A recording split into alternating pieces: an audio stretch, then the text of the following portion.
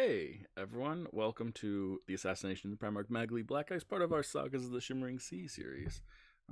Hope that you are living good and happy lives and are ready for a good and happy time. Yeah, happy episode, everyone. We want to have a good episode with a happy ending. No one wants to throw a live bee into this mix or something. I don't know, whatever. Let's dive into it and see what we've got today for beliefs and all that good stuff. What are you going to try and accomplish today? Sarah playing Thomas. My belief, or Thomas's belief, is that he's going to free his friend using this quill, regardless of what that takes. Beautiful. I love it. Free his friend using the quill, regardless of what that takes. I'm excited to find out what that takes. Awesome. Jess playing Samhain. I'm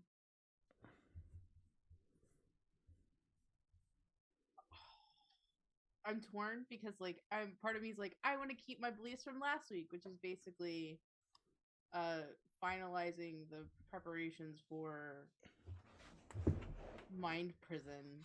Mm-hmm. But also we're freeing a friend from the bottom of the ocean. So I don't think we're gonna get to the other stuff today. So I'm gonna I don't know. We might. Okay, well, I mean, all right. I just don't know. All right, well then, how's this? Try this on for size. I'll do a 3-tier belief. That way, if I don't get the other two, then I at least get one. Oh, there you go. Is it time for us to have secondary beliefs? I mean, I'm okay Sunday with it game? if you guys are. At this point, it's a tertiary belief, right? Because yeah, go for it. I need to. All right, so the goal will be to help free the friend from the bottom of the ocean. Someone's going to work with Osthos to make that transition as smooth as possible and to mess with the Kraken by leaving fake friends at the bottom of the ocean and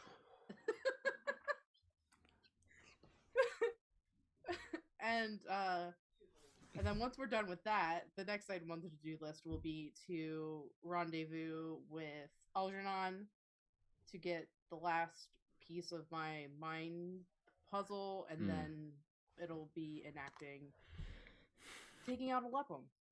That sounds good to me. All good things. And let's check in last but certainly not least, Faye. Playing Juniper. Hey. Juno's belief, aside from the whole let's free a snake from the ocean, is she wants to, even though she's been told that she can't, see if she can try to find a way to get a hold of Alum.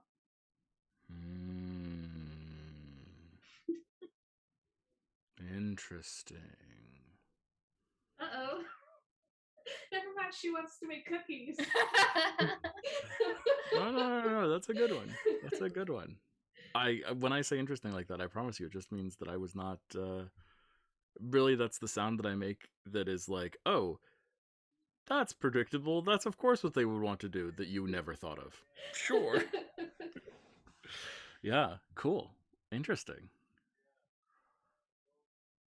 Quick question before we actually officially start. Do we want me to do a card reading before we get into it? I mean, I really do, honestly, if that's okay. Yeah, I like Go for it. The last one was so good. Give me a heads up for what to expect so I can be shuffling spells around over here. Okay. Sorry. Is it illegal to gamble on Twitch? Does anyone know? Ooh, yeah, probably. Good question. Okay. Then I'm going to not bet an undisclosed amount of currency of some form that right now Samhain draws the Kraken. Just putting it out there. Well, does someone draw? Does he have an artist kit? No. No. This is a pun. This is a pun. Oh, Sarah, it has been 0 days since our last fun. I approve. really thought Sarah was having a space cadet moment. It was just like, can It wouldn't be someone the first time, but draw? not this time. Oh, You're all welcome. One moment, please, because I forgot. Of I course, did of have course. Great. 3 card or 5 card? I feel like 5 is appropriate here, but I'm also biased because now I have money on the line. well, also, this is a big deal, so I think 5 cards would probably be a good idea. All right, here we go. It's 5 cards, no waiting.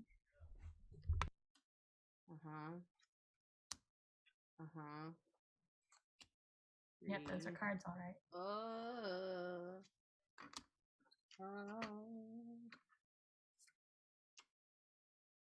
Is this in character? Does Solon sing when he shuffles the cards? Oh no. This is just making cute, noises though. and stalling. So I can tell you that I did not draw the Kraken. Shucksy What'd you daisies. do? What's gonna happen to us? All right, hang on. Because I've got 2 cards facing me and 3 are reversed. So this is fine. This is totally fine. Oh, no. One moment, please. That's a 4. Is it like every other one? Because that would be No, it's interesting. not. The first one is facing me. The middle 3 are facing like y'all, and then the last one is facing me again. Okay. Sorry, I'm using my all black tarot deck, so like it's really I've got like all the lights on in my house. Get out the magnifying glass. I'm pretty sure that's the 4 of Wands. Okay, so the first card I drew was the 4 of Wands. Just kidding, no, it's not. Oh, what is a this? roller coaster already. Sorry. No, you're good. You're good. I'm gonna type this out roughly in chat as we go, just for the record. Thank you. Okay. Oh, this would be 4 swords. Okay.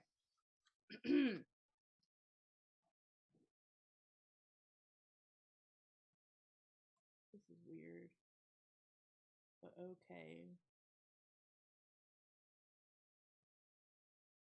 So the 4 of Swords is rest, restoration, and contemplation. Rest after a period of intense struggle and heartbreak. Much has been lost recently, but this card indicates that one is in recovery from that challenge. The message being conveyed here is that in order to move forward and rejoin life, we must pause and look within. The second the second card is the like I said, it's reversed and it's the High Priestess. Which in our world is the Chimera, and it's a Chimera, but the image is with 3 faces fused into one. So you have the lion's head on the left-hand side, goat head in the middle, and then on the right side is the serpent's head. Thomas is a Chimera sign. Lack of center, lost inner voice, repressed feelings. The High Priestess reverse calls for you to listen closely to what your inner self tells you. There was a time in which you heard her, but along the twists and turns along the path of life, her voice has been silenced somehow. What parts of your unconscious are you denying, and what is it trying to say? Then we have, I do believe, we have the reversed King of Swords. And he symbolizes manipulation, cruelty, and criticism. So when the King of Swords reveals his bad side, his usual strength, authority, and power in thoughts and words becomes used to hurt and deceive. With his gifts, he persuades and manipulates for his own selfish aims. The next card we have, it's also reversed, and it is...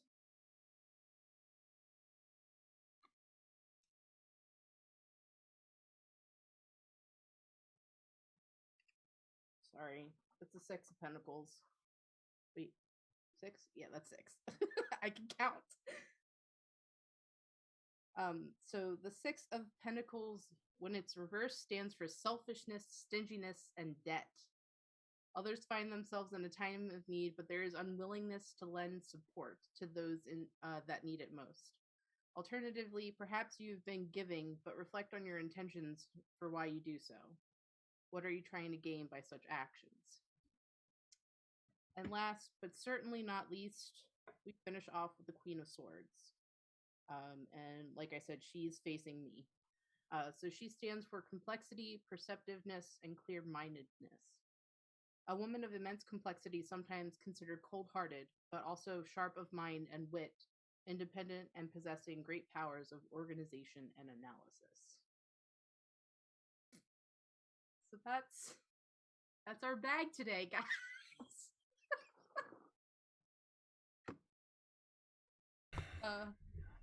This is fine. This is fine. Okay. This is fine. This is fine. This is fine. It's Fine. It'll be It totally will be good. fine. It's not the worst reading we've had. So I Because really like that first card. yeah, the first card. Oh yeah. and I think that they're like with the reversed King of Swords, there are people trying to manipulate for their own ends. You know, I will also point out that we've gotten the King of Swords once before in direct reference to, and it turned out to be a direct reference to Magli Blackice. Yeah. Just putting that out there. Heck, we got enough going on to be doing with him. He needs to sit down and eat some orange slices and take a breather until we get to him. Sure. I don't think he'll do that. We'll do that. We'll That get sounds there. like something he would be amenable to doing. Sure. Yeah, I'm sure that's exactly what he'll do. Totally. I mean, that's what you think of when you think of Magli Blackice. Serene, temperate, well-behaved, An moderation orangish in complexion. all things. Yep. An orangish complexion. An OSHA violation, really. Yeah. There you go. I like it. Oh my god. Okay. Got that.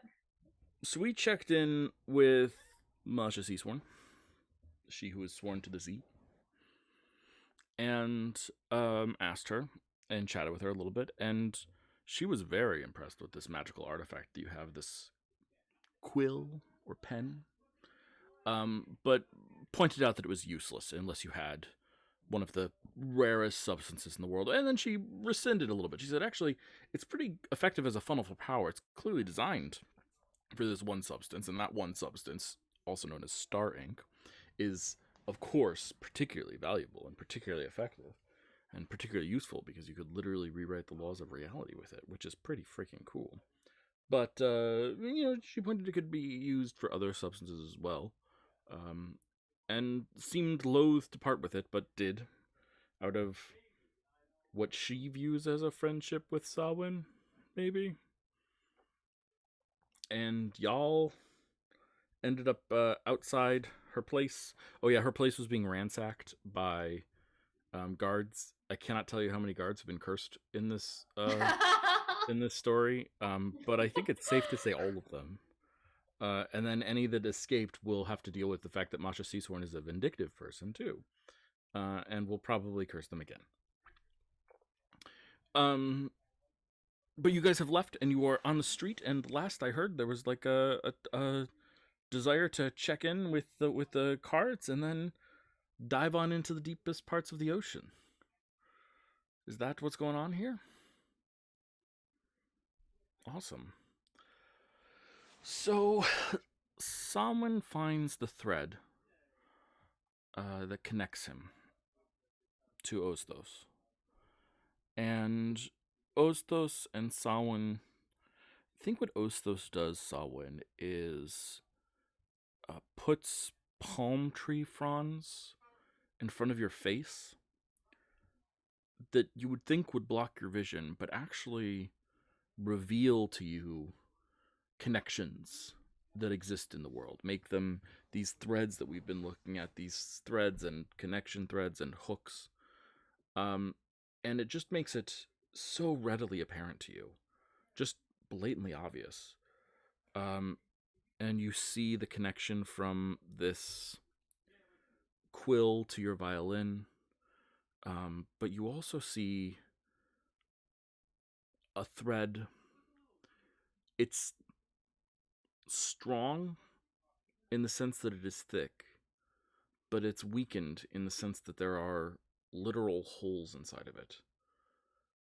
And you can see it fraying a little bit, going from Thomas out into the ocean, where you know Thomas's friend, our giant snake friend, is.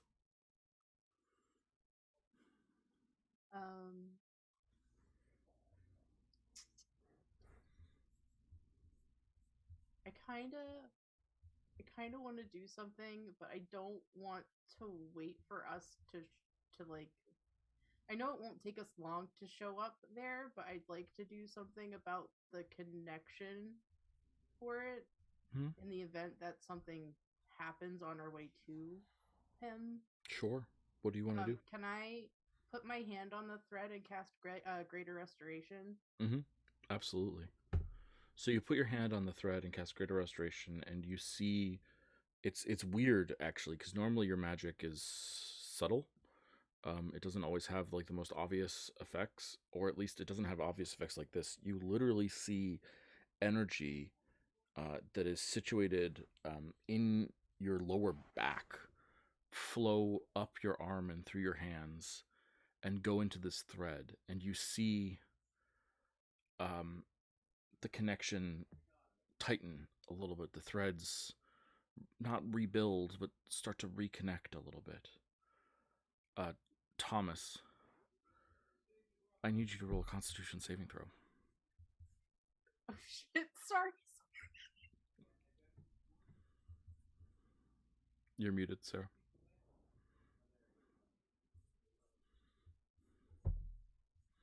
I just asked you to do three things at once. There you are. No, it's okay. I am rolling, and while I am doing that, yeah, what's it? I said, it's okay. I just realized, terrified in this moment, that I don't know that I have paper. Juniper, you're a wizard. Tell me you have any paper. Sure, why? I don't know that it'll exist underwater. Juno has paper. Okay. Because pens generally need to write on things, and I'm dumb. Well, not to be really macabre about this, right? But thank God he got an 18. He has a 0 modifier on that one, so that was real. Yay. That's really good for you. That'll have the amount of damage that you're about to take.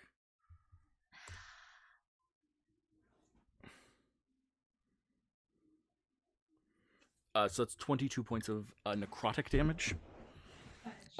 As you feel your connection being remade with your friend, and as you are reforging it, not that it was broken, but he attempted to hollow it out a little, not to lose you, but to protect you from things, and you feel as a molten spike is driven through him.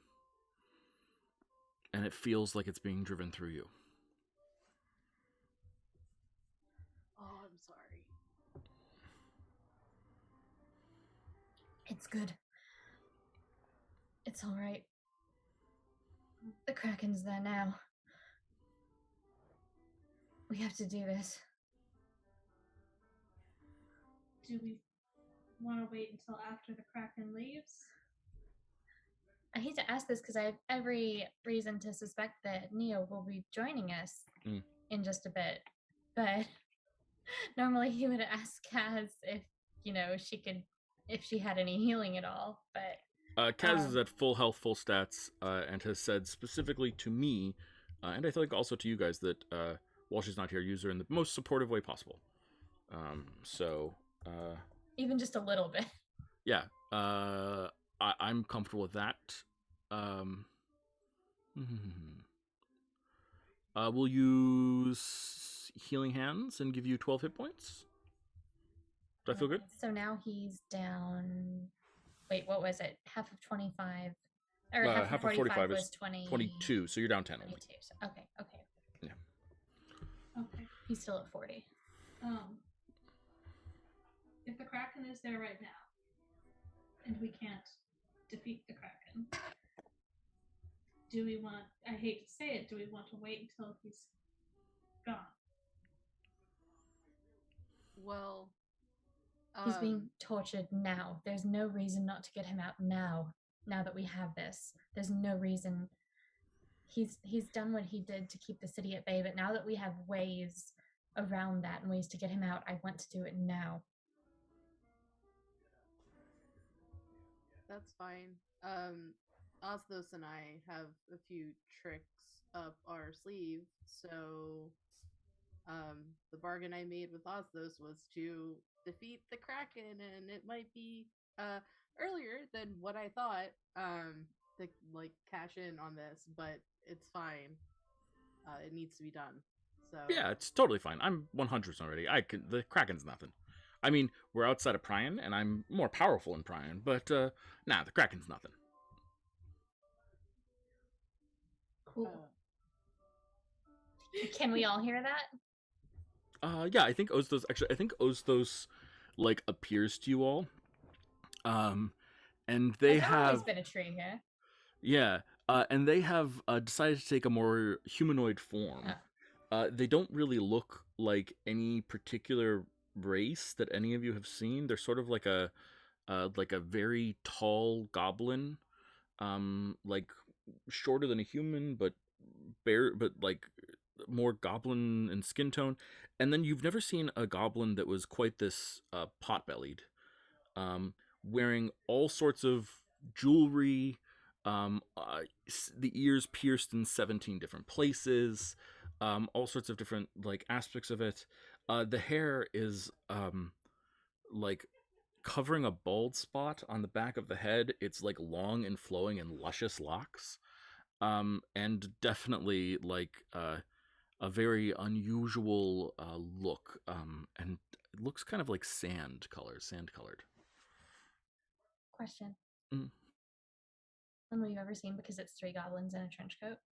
It is not 3 goblins in a trench coat. There is no Okay. trench coat. Head Yeah, to not shirt. wearing a lot of clothing in general. I mean, it's more like very very lightweight and tight body contouring clothing, but mostly wearing like huge amounts of jewelry, bracelets that jangle constantly, earrings, nose rings.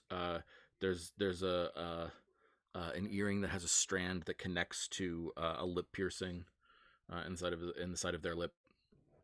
It's quite a dramatic look. another question, because my brain's been churning since he's like, well, I'm outside of Prion. We are currently in the in-between, the liminal space. Yes.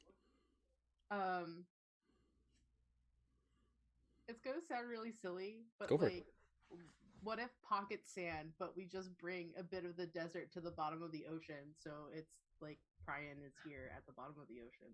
Oh, Thomas has a bag of sand. It's not Prion sand. I'm sorry, I'm just thinking pocket sand. Yeah, sorry. I love it.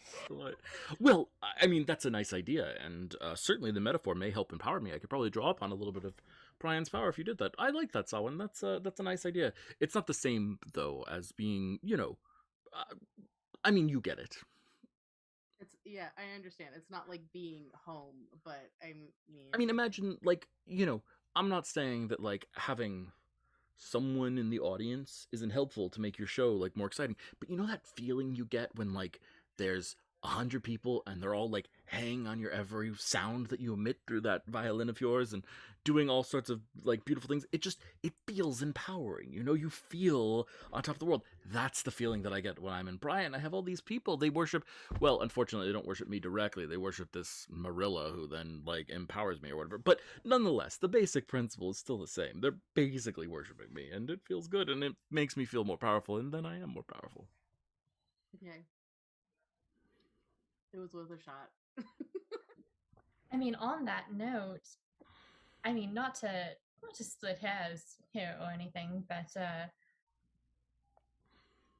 if you look at the water cycle, I mean, the ocean collects condensation from sources all over the shimmering seas. So theoretically, water from Prion is in the ocean, especially since in the deep part of it where we're going, the current would draw more outside water into it from that direction. And not to mention the sand coating the bottom is comprised of sediment from all over the world. Who's not to say that Prion isn't there? Well, of course, the only correct answer that I can give to that question is, unfortunately, one of my Chalestrin siblings has decided that the sea is Chalestrin, not mine. And that is something that means that it is not mine. The metaphor is what powers it, yes. So as long as Better look on Chalestrin dibs next deities time. claim this stuff, then I am unfortunately less powerful here. Don't worry about it, though. The Kraken is less powerful still. Several orders of magnitude less powerful. I think I'll be fine. We also have to consider the his best friend, right? Which is what I was trying to take into account, but Oh, yes, of course. That thing. He's probably not there, right? I don't think that he would be, but I mean, Then we're fine. okay. We're fine. Surely containing a god. You know, for I'm feeling a Prion. certain degree of lack of reverence for my presence here. I am No, pretty spectacular. we have the utmost reverence. It's just I don't. we Thomas doesn't mean that right at this particular moment. My friend is in grief, and we're going to rectify that. You wound me, Thomas. I am beside myself with grief. And you just see two of them. Oh my lord. I had a feeling that was coming. Okay, well, this is fine. We'll Not in a personal sense, not your personality, mind you. It's just that, you know, other obligations. I'm sure you're a very nice god where you're from. Oh, No, not like that. Not like that. I know. I'm sorry. I didn't mean it. Should I rephrase that? No, I think it's fine. Okay. I'm sure you're a very nice god in Prion. I just, you know. I mean, I think very few people call me nice. Usually they make offerings to placate me so they don't play tricks on them. And I they can't imagine why they would do such a thing. You wear your sarcasm well. I like it upon you. All right. It makes a nice robe. All right, let's do this. Every moment we waste here is Yes. a moment that our friend is in need. So Agreed. Absolutely. we arrive. Okay. Oh, where are you? Okay, there we go. So, you start following the thread through this space, and it's shockingly quiet. You've had the ability to quiet for a while, but like this is even more quiet than normal. Like you can tell that there isn't anyone reaching out to you. There's no one trying to get your attention. Normally you're just able to block it out because of your own training and Masha's help sometimes. But now there's like literally nothing coming at you, and it's kind of oddly quiet. Also, so are you doing that? I don't know anybody. No, not me. Not I. Maybe you're less desirable now that I'm here, though. It could be me. A side effect. Should I be concerned that I can't hear anything? Normally I can hear something. Should you be concerned that you can't? I feel like that's a decision for you to make. Are you concerned? If you're concerned, I can do something about it. You want me to make a racket? A noise? No. It's not that. It's that normally I hear people calling out, or entities or beings calling out to me, and I hear none. That is somewhat concerning. And you see Osta sort of start looking around. It's interesting. I actually am not seeing any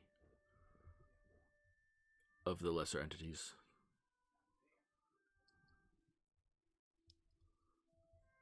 Okay. I don't know why. Are there any big ones around besides the Kraken? Well, the Kraken's going to be at the end of this line, probably, more or less. I don't see him either, but, well, hold here for a second. Let me go check.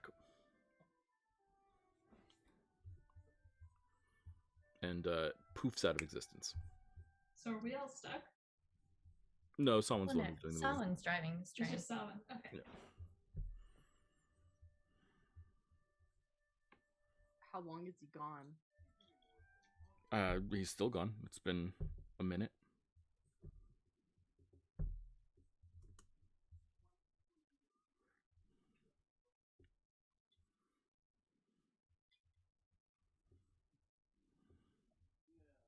Shit. Well, in that case, if some time's being taken, June is just going to start meditating. Alright. Yeah, Sawin's gonna, while we're waiting for him to get back whenever, this is fine. This is totally fine. So Juno has a glyph of warding on the book that her spell book that she carries around. Kaz has glyph of warding on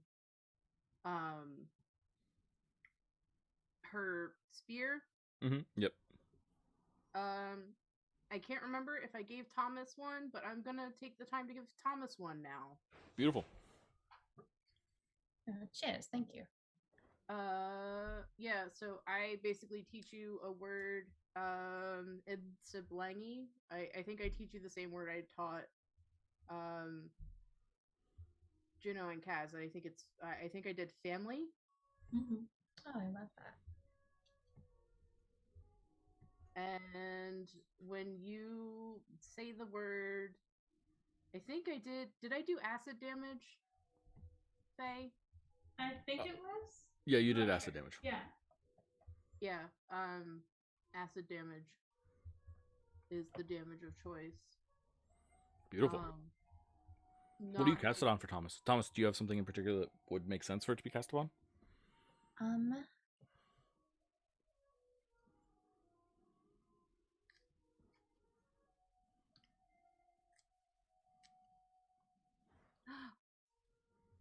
Do you have an idea?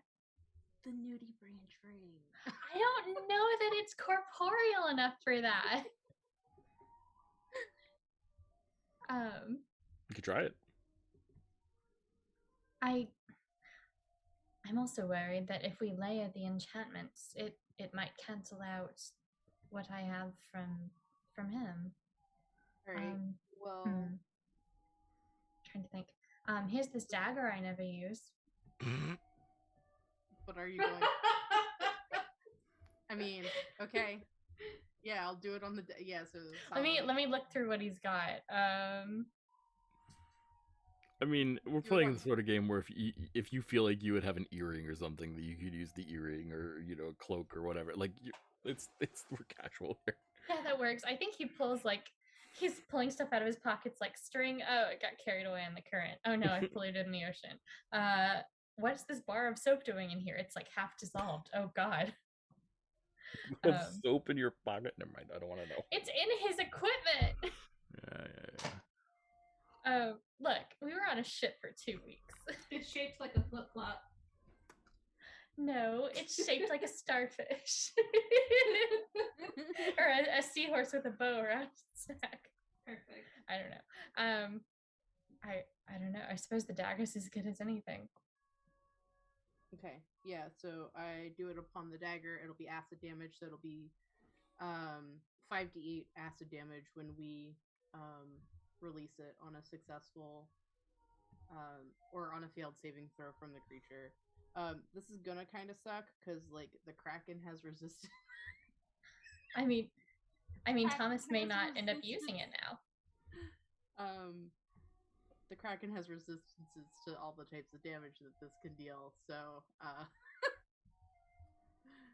it's not gonna be as much, but at least it's something.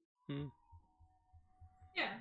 I mean, Sawin has the same resistance, so it's just like Oh my god. Someone's like, I know everything about this thing. Don't worry. I got its number. I know everything it's resistant to somehow.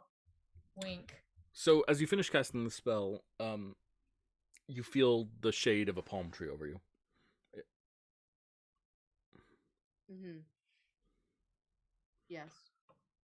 Oh, sorry, I didn't want to interrupt. You were doing such delicate and fine work. That's sarcasm. Are you being facetious? Can't you just accept an honest compliment? It didn't sound like an. How little trust could there possibly be between us, Samhain? You've been gone for how long now? You've been gone for quite some time. In my estimation, 7 minutes. Hardly a long time. Maybe 12. I didn't count. I'm not the god of time, you know. Yes, I know you're not the god of time.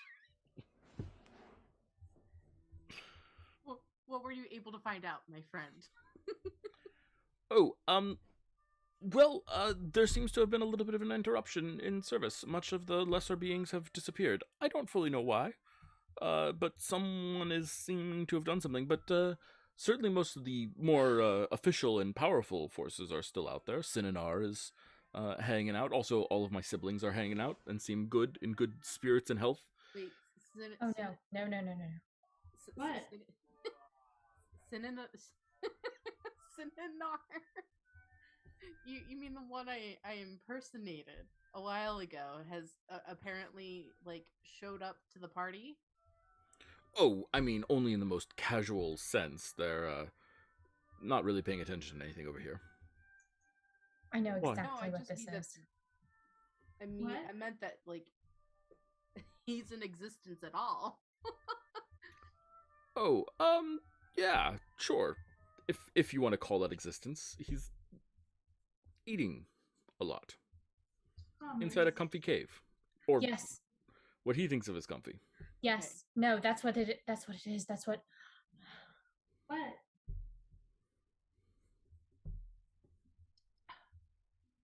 the mouth at the bottom of the sea.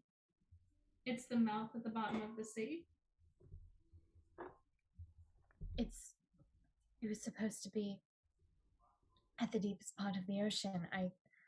Have we been worshipping a false ideal of Senenar this entire time, or has it been corrupted somehow?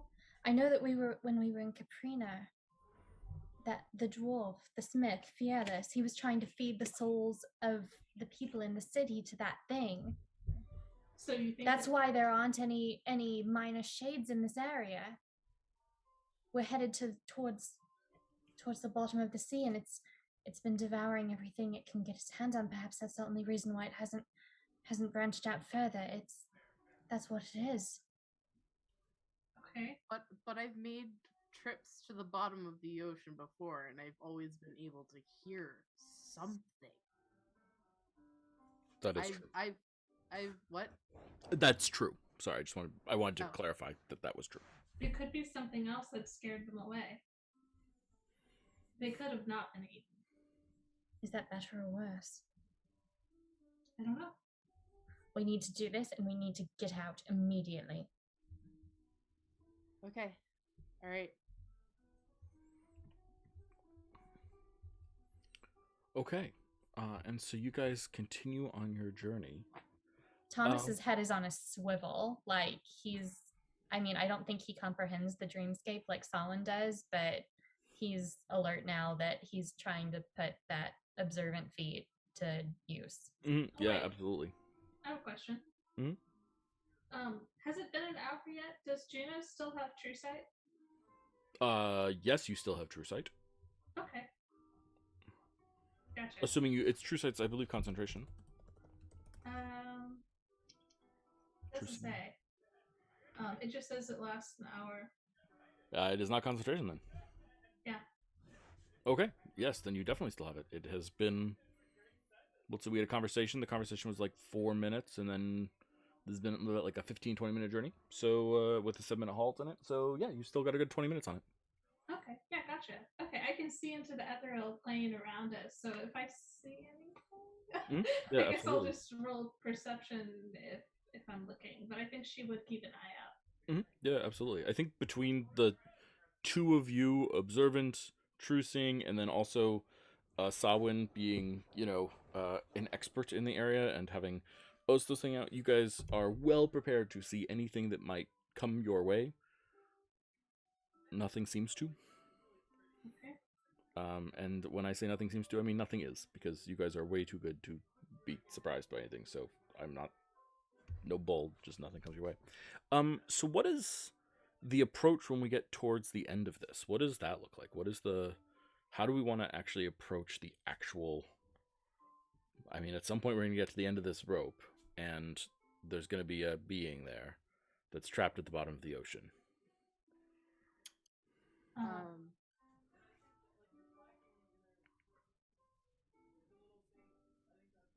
I think even though Juno didn't have enough time to really meditate properly for several hours, she wants to try a spell. Okay. So this would give. I want to give advantage to Thomas. Like I know it says for one roll for one scene. Mhm. I kind of want it to be like advantage that's connected to the to his use of the quill. Sure. I don't know if that's possible. Yeah, 100%. Hell and yes, it is. And I think the way that I want her to do it is, I'm sorry, Thomas, to use her needle and to thread a piece of Thomas's hair through it. Interesting. I love it. And So you pluck some of Thomas's hair? yeah, you can ask nicely. Thank you. I'll ask nicely, and then just be like, oh wow, so pretty in silver, and Yes. Thank you for the advantage. it really is pretty, and she is going to kind of sew it into a maybe like a ring that he can put on over the next to the nudibranch ring, maybe. Because I don't know if y'all know, like a ring of hair is sometimes used for like widows or well, yeah, I think it's for widows. You would have a ring of hair. This was like way back old. I did not know that. I hope it doesn't mean he's going to die soon, but No, I love the but it's like a the connection. aesthetic. Yeah, it's like a connection to the people that you lost. So with that in mind, kind of, she's going to weave that and try to cast this spell. Okay, so your target is Thomas. Yes, just one. Okay, and your thing is one roll. Yes. Okay, so let's put you through right now, and you want to do advantage.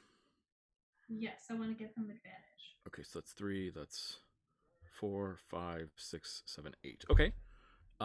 Anything, and then this is right here. So 8. Yeah. Okay. Do you want to make that roll? Sure. So that's 8. So you're gonna roll. So you're gonna roll your intelligence stat flat. Just that number of d6s. Oh, is it the modifier or the stat itself? It's the stat. Okay. Let's see. So it should be like 18 or 20 for you. Yeah, 18. Perfect. Okay. Big money, big money. Huh. 67? You're in great That's a shape. lot of sixes. Yeah. Do you want to spend a spell slot to empower this to make the effect even greater? Sure. Okay. This will be let's see. The higher the spell slot you spend, the more likely you'll have an impact with it. Each spell slot grants you a reroll of a 6, so the cap is 7. You can't spend something higher than 7th level. Okay, well, I only have 6th level. Oh, well, then you can't spend something higher than 6th level. So I've already used my 6th level spell slot. Okay. So I'm going to use 5th. Okay. Can you roll a 5d6 for me? Okay.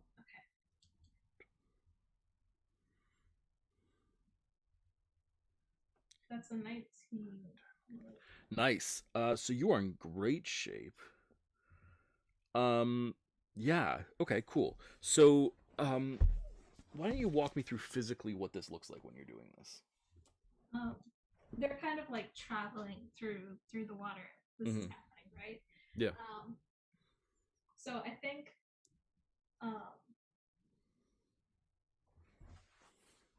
as it happens, Juno is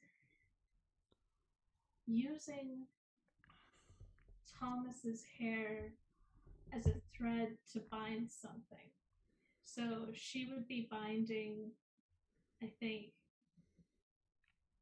this is very metaphysical. I think she would be binding kind of them, like all of them, in a way. Like if you were to, sorry to get Tamara Pierce on this, but if you were to take like the magic of their friendship, of their bond, of everything that they've been through together, and everything they've been through together, solely focusing on Thomas in this case. So all the things that Thomas has done for them, all the teas that she and Thomas have had together at the temple when she's been helping out, the ridiculous banter that they've had back and forth, but the genuine affection that's runs underneath it.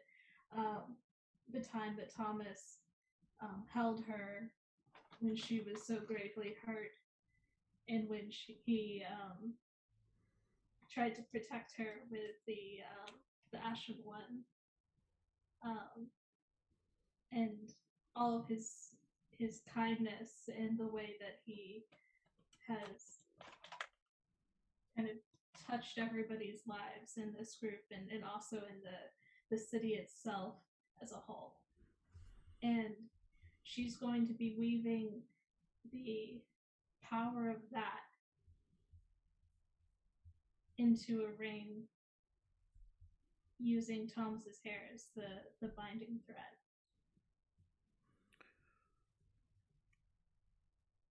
So I want to describe this from several perspectives simultaneously. Juniper, you see and feel all that you just described. Thomas, you feel as if you are being hugged and held. And you hear a medium low voice say, "It's going to be okay." And it feels reassuring. Sawin, you have Ozthos's fronds in front of your eyes. And when Juno does this, for a second, Juno disappears. And where Juno is disappears. Like, that spot is actively difficult to look at. And you see a short, fingered hand, not like creepily short, just like a little bit smaller than average, with a little bit of hair on the back of its knuckles, and long fingers holding some sort of writing utensil. And it seems to reach inside of Thomas and write something inside of him with this writing utensil. And then you see it sort of just grip Thomas's shoulder, and another hand grips Thomas's other shoulder, matching the hands. And you also hear the voice say, "It's going to be okay." And then they disappear, and Juno reappears.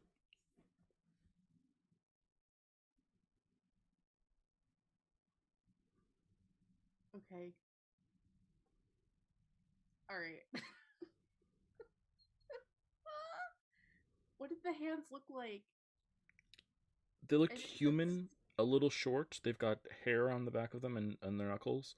One of them had, I guess you would call it, slightly long nails that are buffed and polished. The other hand had nails that seemed chewed to the base, but they still seemed like the same set of hands.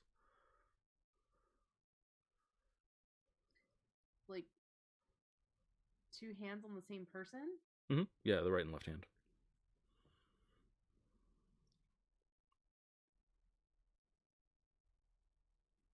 But they were human, but slightly smaller. Probably human. Just the humans have bodies of all shapes and sizes. Yes, I know. I'm yeah. These hands are just like oddly colored or anything like that. Like colors I should be concerned about for humanoid hands. Like a pale pink skin, like someone who doesn't get enough sun. Okay. A white person who doesn't get enough sun. Okay.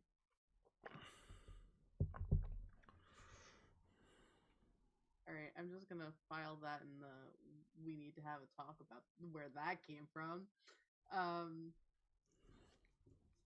I'd also like to do something for Thomas. Please. Well, 2 things. I'd like to give Thomas Bardic Inspiration, so 100%. take a D10 to use for whatever you'd like. And then I'd also like to, like, right before we get to the end of the line, I'm gonna, like, put my hand on Thomas's shoulder and cast guidance. So then you'd also get a D4, and you can add it to your ability check of your choice. Okay, beautiful. Thomas, that's Juno, and that's Samhain. Do you have any other prep work that you want to do before this happens? I'm gonna look at Kaz's stuff. He's definitely he's saying thank you, both of you. That feels different. Let's see. So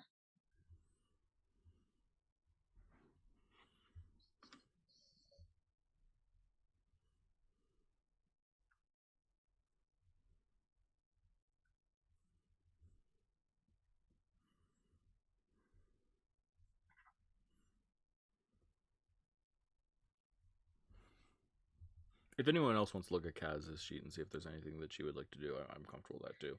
is it all right if I use the restroom really quickly while we're actually, we're about to do this, so let's take our break here. Actually, we're about to dive into this, so let's just take our break here and then dive on in. Okay? Sorry. No, it's appropriate. We're gonna take a break. We'll be back in 10. Everyone, take care.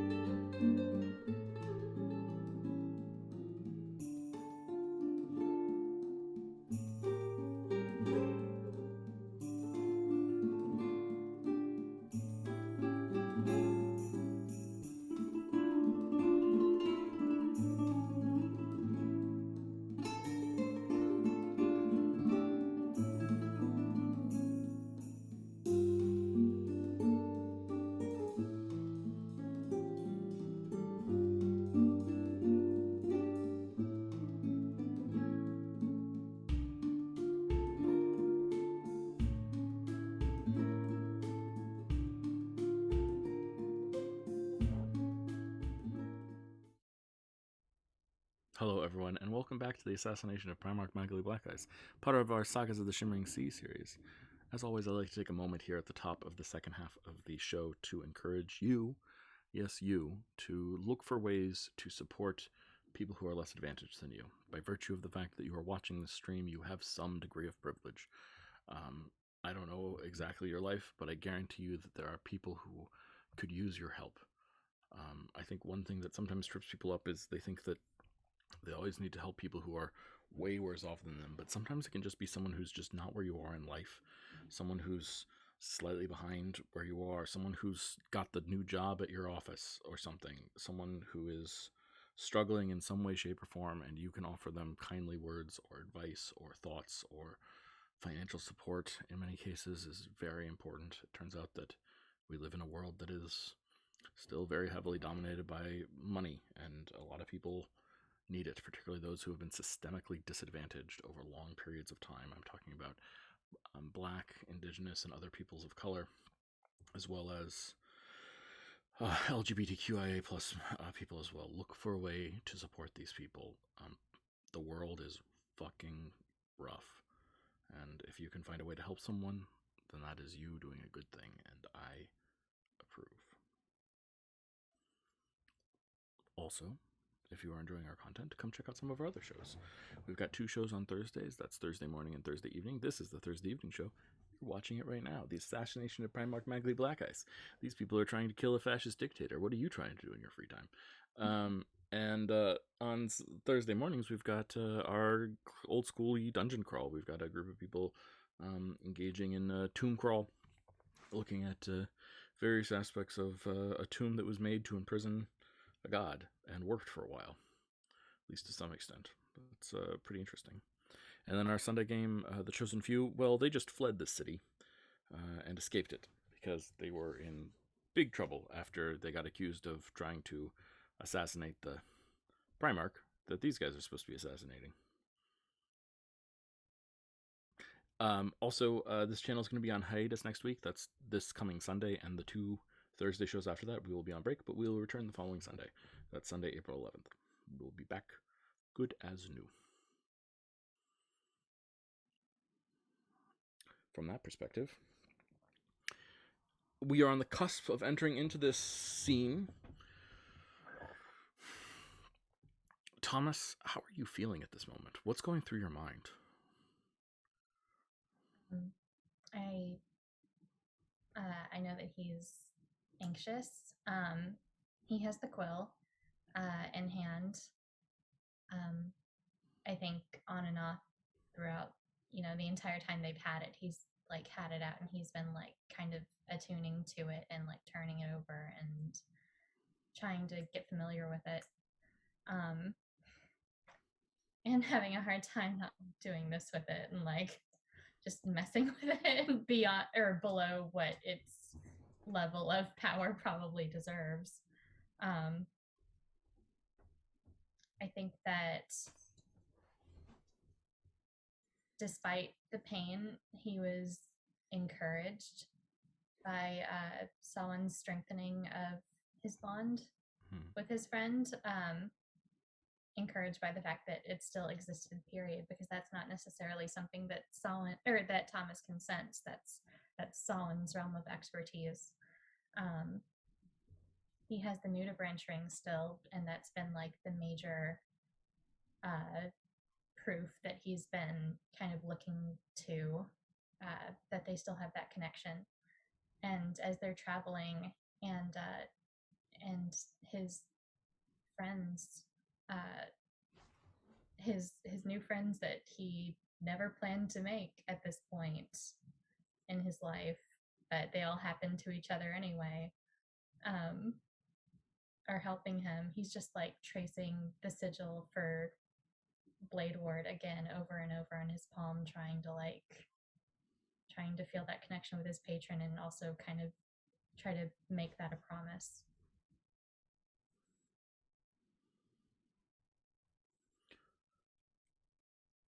So when you get to the end of the rope, and you know that if you take one step further, you'll be physically in the presence of this thing that used to be known as the chain. we do our final preparations. And what do you do?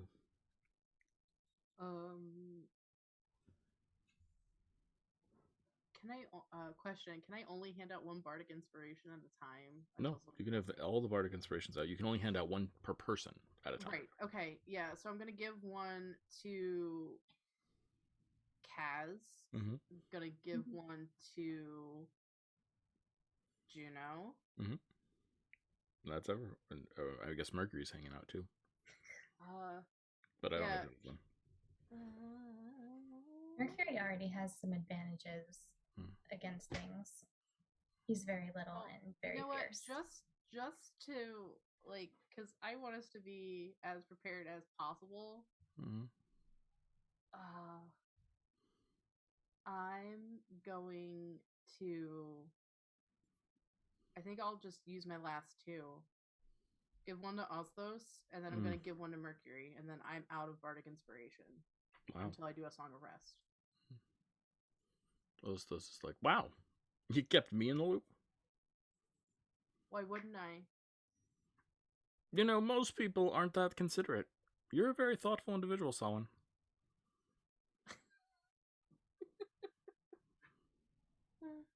I try.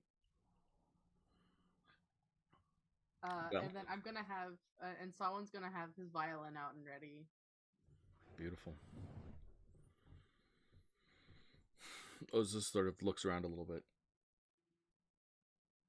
You know, I'm just gonna do this really quickly, and just like reaches over and pats you 3 times on the head, Selwyn, and then walks over and pats Kaz 3 times on the head, and then pats Juno 3 times on the head, and then pats Thomas 3 times on the head.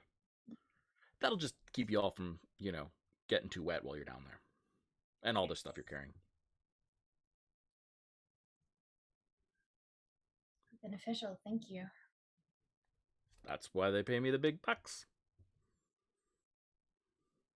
I mean, you have to keep yourself in earrings and nose rings and bracelets and... I know, that's what I keep telling people. Somehow. It costs to look this amazing.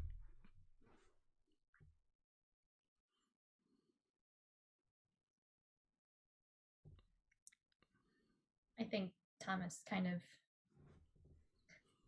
he's been kind of like cradling Mercury as they've been traveled like under one arm, kind of like, well, it's like when a cat escapes from its apartment. Not that I'm referencing any particular cats, and you have to scoop it up and carry it back in. But I mean, he doesn't want Mercury to get swept away while they were traveling. He doesn't know if that's the thing that was possible, but he's just kind of got him near. He's got him scooped. Mm-hmm. And I'm sorry, I'm picturing our cat. No, but not any particular cat. His wings are hanging down like that. No, just, and he says, thank you for sticking with me, old friend. Yeah, sure. Really glad to be here and help. Lots of fish down here. Yeah, somehow I don't think I'm going to have much time for fishing. But maybe. Yeah. When I take that first step, I think people are sort of... I mean, am I wrong? Mercury just is this my show? Yeah, Thomas. A lot of that going around lately. It'll be good. Thomas is almost afraid of what he's going to see when they encounter his patron again, not because Sarah, know what Selwyn's last encounter with him was like, but because Thomas saw people deteriorate over time when he was in prison. He has kind of been tortured with the thought that that is happening to his new friend. But they're here to put an end to it. So he says, thank you all. And he steps forward. You find yourself, all yourselves, as you follow Thomas stepping forward, at the bottom of the ocean. The ocean floor is dark, but there is this weird, sickly green light in the shape of chains that seem to be stretched taut over a figure barely illuminated in portions and sharply illuminated in other portions where molten spikes step out of its body. The figure is smaller, diminished from what you remember, Thomas. Not small by any stretch, but skinny. There's a sickness about him, and the mouth hangs open, and the tongue lolls about inside, just barely there. The eyes cannot see because of what has happened to them.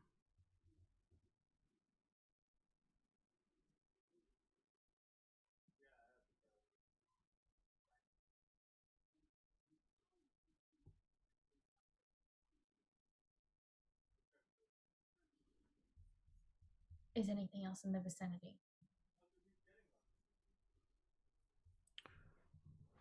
Sorry, say again. Is anything else notably in the vicinity? Your friends are near you, but the light just doesn't extend that far from him. It's hard to see where things are. I mean, you're at one of the deepest parts of the oceans you've ever been. You can feel, although it doesn't bother you for some reason, but you can feel the weight of the ocean pushing down upon you, and you're deep enough down that sunlight has never reached these parts of the world.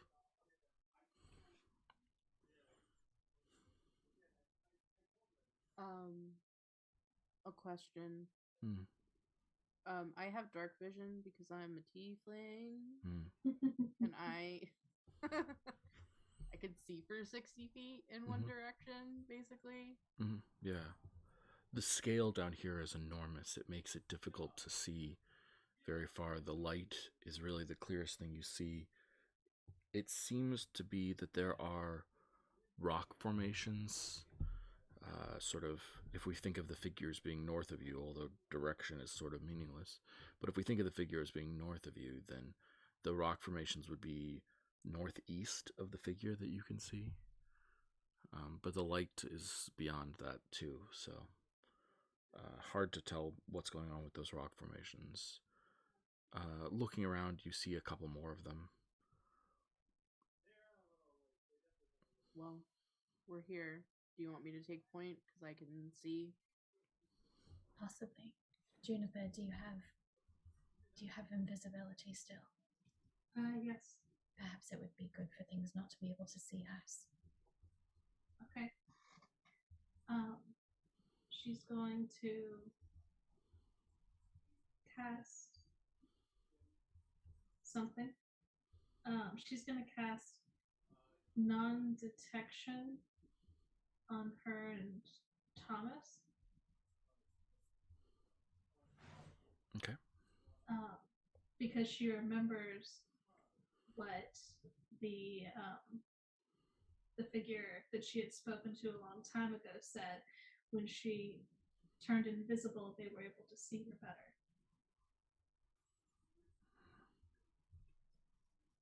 When she saw like something that wanted to make a deal with her, that was like at the same level. Yeah, of course. And she just said, "This is better." Okay. Thomas is like,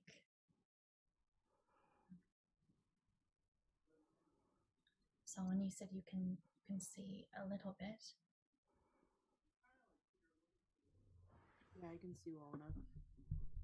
Do you mind if I look through you? And he's like holding out his hand. Oh, yeah. Right. Thomas wants to use Gaze of Two Minds to try to, if he can, do a perception check while looking through Solon with his dark vision. Please make a perception check. Really hiccups. I heard something just now.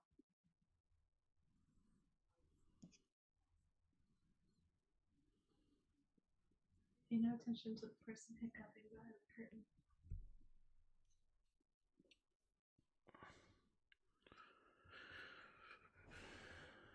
Oh, heck. It's a 19. Wait, is this one of the things that would apply for any of the buffs we just did? You certainly could spend your bardic inspiration on this if you wanted. Also, it's a 19, so it's not bad. Oh, okay. Yeah, it's at advantage. Okay. Yeah. I think the thing you noticed that's most significant is looking around carefully, you see that there is on this dirt, soil, diatomaceous earth, whatever we call it, you see a footprint that's humanoid, that is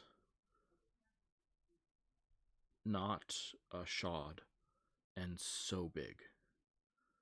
The footprint is on one side of our friend, and the other footprint, the matching one, is on the other side. And then you realize that, like, yards away, there's knee prints, as if something was kneeling over your friend. And that's when you feel a light shake through the earth. Do it now.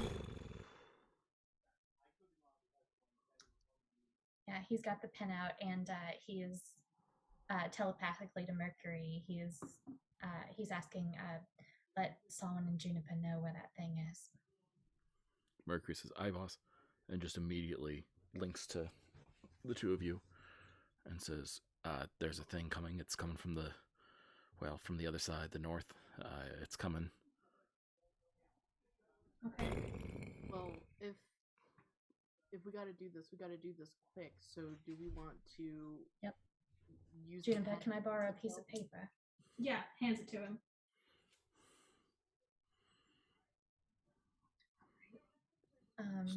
Thomas, what are you doing? So, did we cut you off? Sorry, I think I missed something. Oh, sorry. No, I think that was all I said. Is like, if we're gonna do this, we gotta do this quick. Perfect. Thomas, write it on him. Write it on him? Write it on him. Don't write it on the paper. How? Like they did with the violin. Like on your skin. Write it on his skin. Go. On his skin. Right. Okay. Can I lead Thomas then to our friend? Yeah, non-detection is on Juniper and Thomas. Yes. But Yeah, Solomon has the already vision. blows a spell slot. Yeah, she knew he was good. Yeah, Okay. so it's just Kaz who's not non-detected right now, but... Sorry, Kaz. Okay. Yeah, Kaz if we can try to swim stealthily, like with just like little smooth motions instead of like kicking a lot. Absolutely. We're going to do a mini skill challenge here. I want to see how everyone can help with this situation. Thomas, you're leading a stealth check. Why don't you roll a stealth check for the party? Okay. Let's see.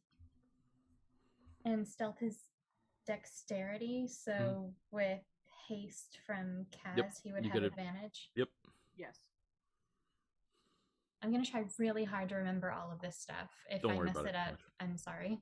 Don't worry about it too That's much. what you have team members for. 18. That is successful. 100%. Anyone else got anything that you want to help in getting us there quickly before this plodding footsteps in the distance, these massive giant steps, interfere? Get here too soon. I don't have anything. Solomon? Anything you can think of is viable. Doesn't have to be a spell, could be a skill check of some sort, anything you think might help. Yeah, well, I have to lead Thomas, right? Yeah, absolutely.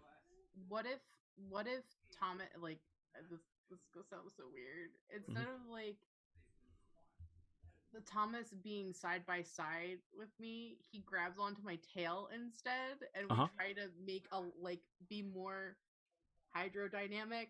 Sure. In line with each other. Yeah, I love that. I feel like, do you have like fine motor skill abilities or anything like that? I feel like this is a dex check, definitely. So let's call it like I feel like sleight of hand. Yeah, that's fine. Okay. 22. Yeah, that's a strong success. 100%. Yeah, the footsteps are getting closer, but you guys are outpacing them right now. If we can get one more thing to help anyone, again, you can come up with a different way to help. Juniper, can your tails be propellers like tails from Sonic? Oh my. She can.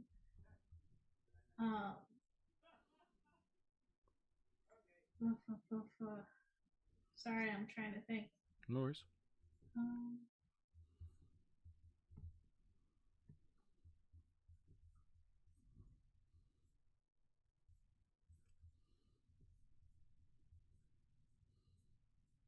It could also be anyone. It doesn't have to. No pressure on Juniper here.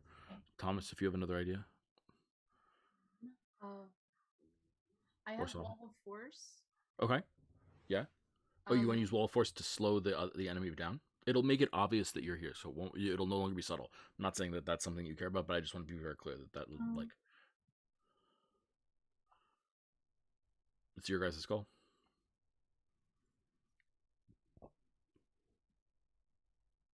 Has it been? Oh, hold on.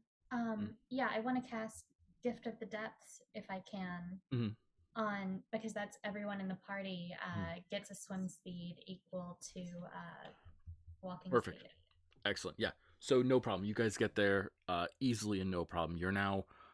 What part of your friend are you going for? Are you going for just his head, his face? Yes. If yeah, just like the crest of his brow, just whatever is closest. What new torture is this?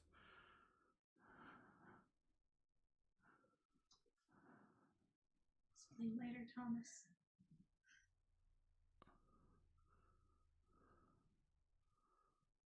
I said I'd be back, darling.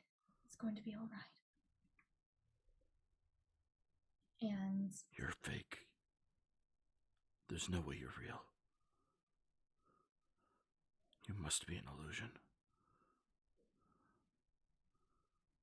You didn't used to underestimate me, but that's all right. What?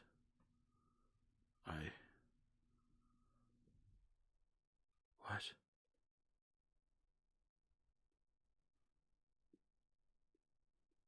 Thomas?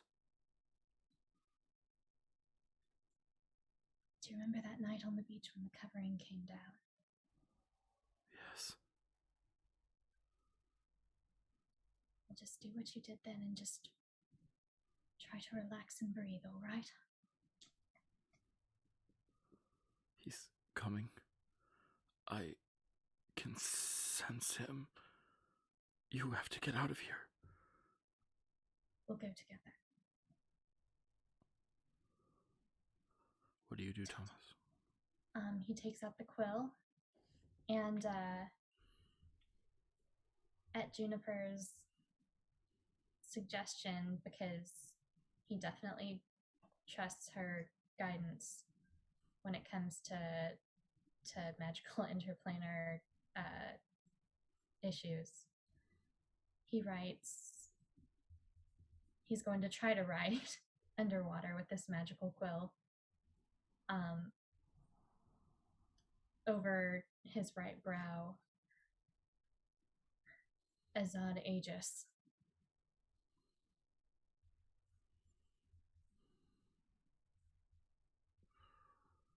So this is going to be a test of will, which is charisma. This is going to be a charisma roll. Unlike many charisma rolls that are normal, we can also add additional bonuses to it. The baseline, though, is a charisma roll. Additionally, Juno has given you advantage on this roll. And on top of her advantage, because of her number of successes there, you're getting a +7. So you have advantage and +7. Is there anything else that you want to put into this? Anything that anyone else has given you? Anything that you think you can do? Any symbol that you can take, any spell slot that you want to just spend the energy of, anything you want to do to empower this role. Yes, I feel like Bear has got to be something. Charisma is kind of his bag. Right now you're at, from my perspective, a advantage and plus 15. Because it's going to start with a charisma saving throw as your base. But the higher this is, the more powerful and more successful it is.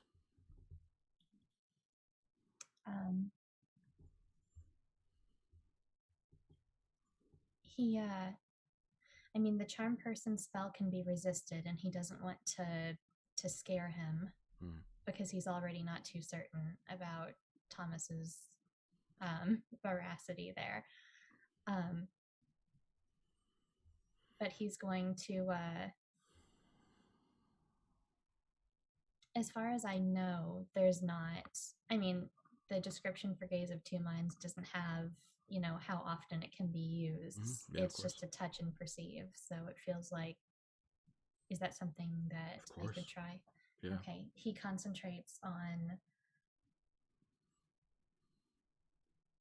the time they've spent together, that Thomas has been aware of him, and he concentrates on the positive feelings that he has for his friend, and the fact that despite everything that he's done and everything he's admitted to doing, how much he's wanted to change, and how much he and Thomas have been working to make that happen, and how he's been working towards this goal of changing who he is and changing other people's lives through the power he's been lending Thomas for the better, and how much Thomas respects him and feels for him, and he's going to cast Gaze of Two Minds and hope that some of that feeling is conveyed, as well as perceiving through his senses, because he knows that he is a different level of being than humanoid creatures, and he hopes that that's something that he might be able to discern, how much Thomas, how close Thomas feels to him, and how much he regards him.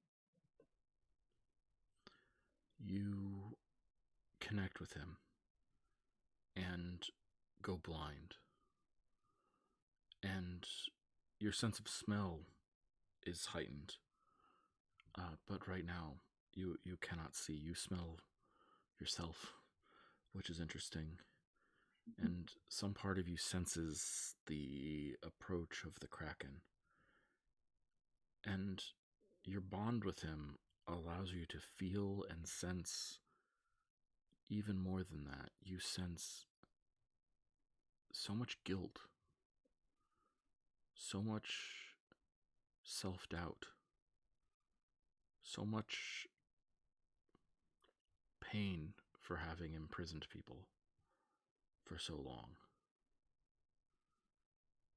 And as you're experiencing this, your eyes, which are blind, begin to cry underwater.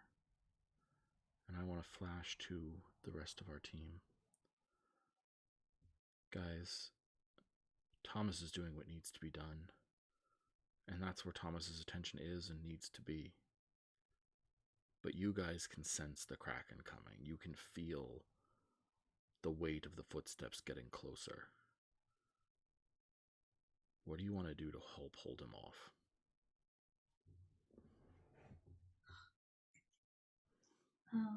We're here.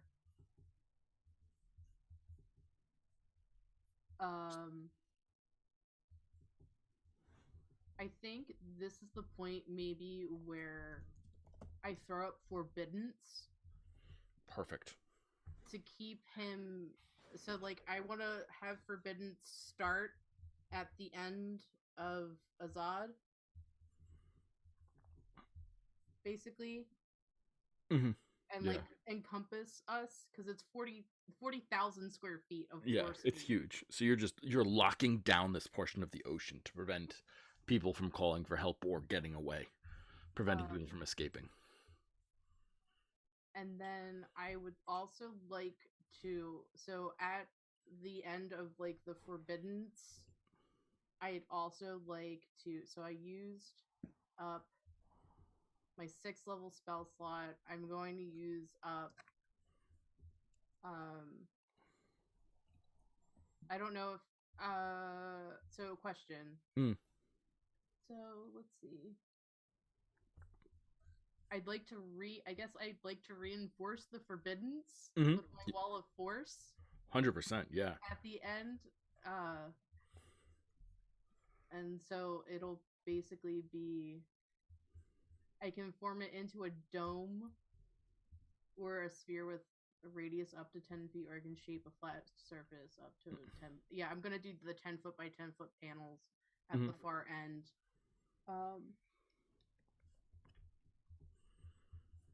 Beautiful. Yeah. So Thomas is engaged in this ritual, and Samhain just senses the Kraken coming at the bottom of the ocean. And Thomas is focused on this ritual, and the Kraken is coming. Samhain, you throw up the forbiddance. You sense sort of hands mirroring your motions immediately behind them. And you see Ozdos's hands just sort of weaving with you, empowering the use of this spell. And then the same with the Wall of Force. He puts it up and doubles its size and doubles its scope, so that you can lock this creature in if you need. Does anyone else have anything that they want to do to help prevent the Kraken from getting too close to the situation at hand and being able to interfere? Also, hi Nia. I mean, back to serious mood. Can I see him yet? Absolutely, yeah.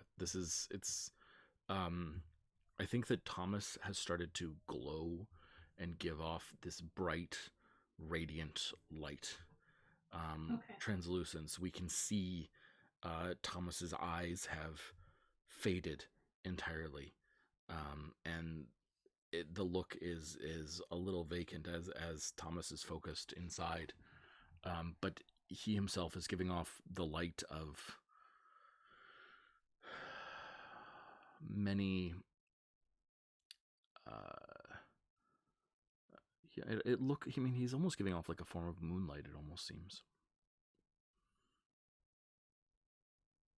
And yes, so you can see the Kraken in the distance. Okay. Question. Is the Kraken, by any chance, a celestial, elemental, fae, or fiend? How would you know? Good point. How would you know? How would you know? He's not 60 feet yet, is he? No, he's probably about 130 feet, but he'll be at 120 soon. Okay. And you see in one of his hands, he has a bundle of, like, it looks like, on his size, it probably looks a little bit like large toothpicks made of obsidian. Oh. Yep. Or needles. Yikes. Juno is going to prepare a spell then? Yeah. I think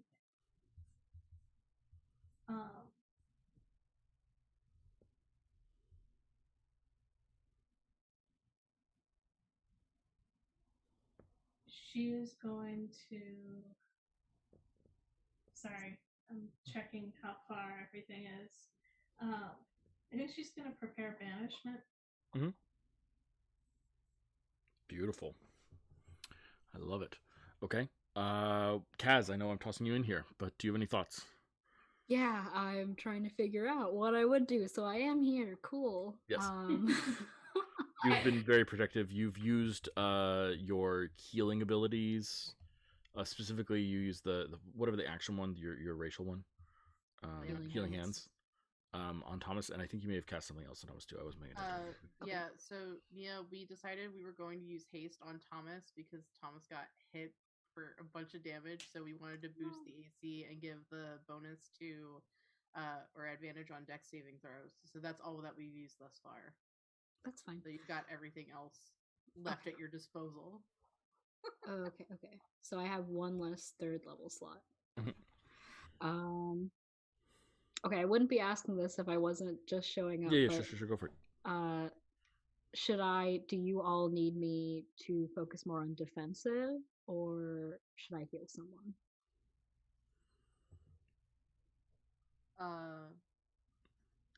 Narratively, Thomas is engaged in a ritual. The ritual is going to take a couple rounds, mechanically speaking. Okay. And the Kraken is approaching on giant mammoth footsteps. And so there's like a desire to hold him back a little bit, especially now that Thomas is giving off light, and the Kraken might be able to see that. We'll find out in a second. Okay. This is sort of your last chance to do any prep work before the Kraken tries to start stepping on people. Oh boy. Then I am going to do a. This is hard.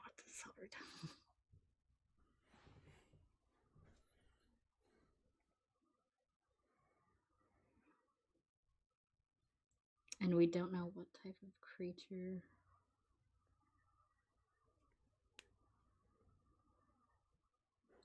Sorry. No, please. Don't. No apologies. I refuse your apology because it is unnecessary. Okay. I buy Nia time so she feels less pressured because I have some other stuff that I'd like to. I am not going to give you another spell slot before another spell. But if you have a minor thing you want to do, yes, absolutely. Before the Kraken starts to start fighting back, trying to break free of your force and things like that.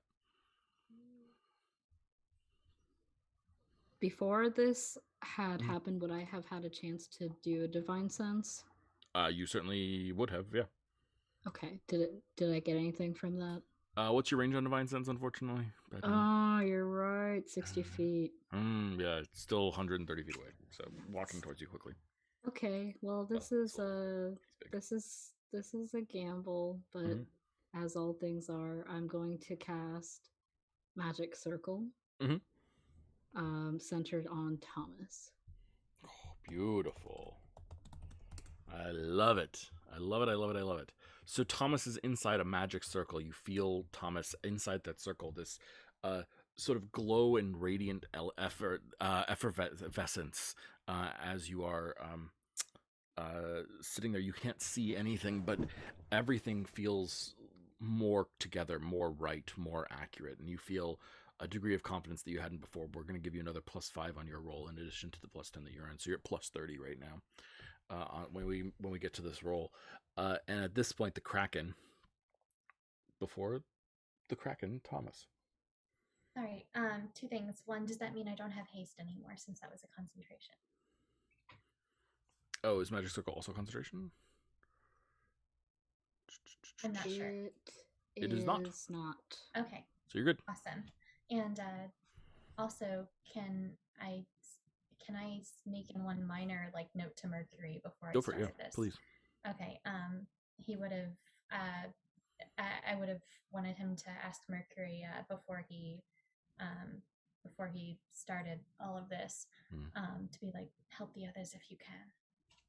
My place is with you, boss. Aww. I'm helping you here now. I'm helping you, and I'm helping him. Yes. Okay, well, Thomas tried. Mercury can take attacks on his reaction when Thomas doesn't do it, but okay. I know. Okay. He wants to help you. Okay.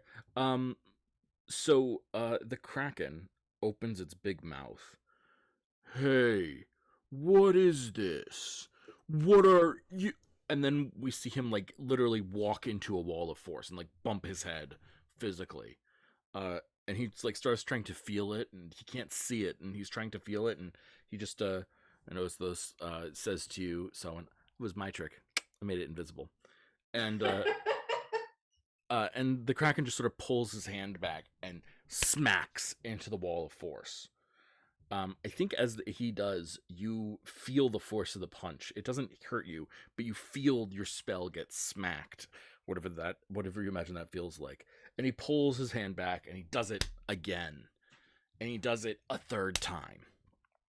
Yep. And he's clearly going to try and break through this wall. Ostos starts like sweating a little bit, and he looks at you and he says, "We can hold him for a little bit, but if he keeps doing that, he'll break the wall eventually." Yeah. Okay. How many copies can we make while we've got the wall up? How many copies of loose? Of what? Copies of what? Copies of our friend here. Oh, yeah, illusory ones. Sure. Well, the most effective thing typically is to do like 2 at a time in my experience, because like I can make 2 look much more realistic than the third. If we start splitting further than that, then they all start looking the same, and so there's an odds that he might like look at the odd one out, you know. Okay. But you know, we can do whatever you want. I could do 50, probably at most.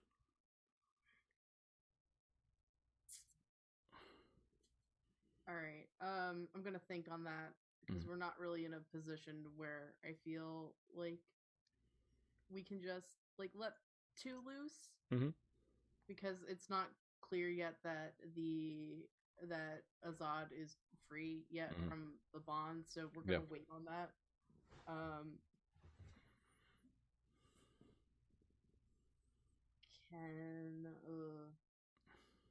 Are we in initiative now? I'm going in order. I wouldn't really call it initiative. I'm not rolling initiative, but you know. Okay. A spicy prank I would like to pull. Mm-hmm. You guys can't see me wiggling my eyebrows because I don't have my camera on. I felt it. I can't wiggle my eyebrows.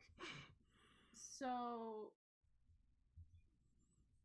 what if I put Glyph of Warding on the wall so that the next time that this fucker hits the wall... Of course. I love it. Yeah.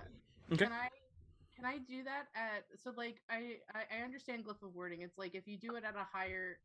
Yeah. If you pass this at a spell slot of 4th level or higher, the damage of the explosive runes increased by 1d8. Yeah. Okay.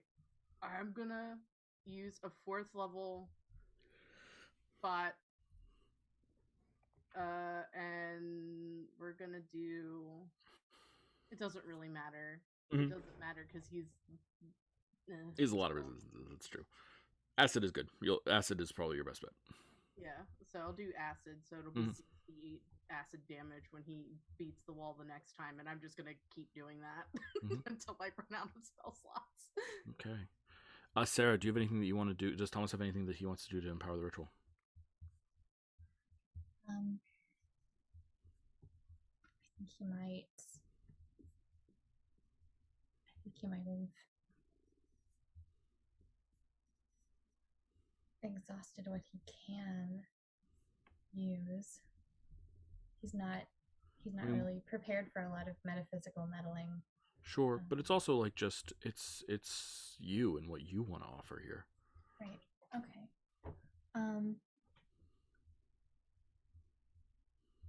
He's right in front of him. So I mean, he's gonna take his hand with the nudibranch ring, and he's gonna just kind of like press it to his scales, or where he remembers the scales being, if he has to feel for it. And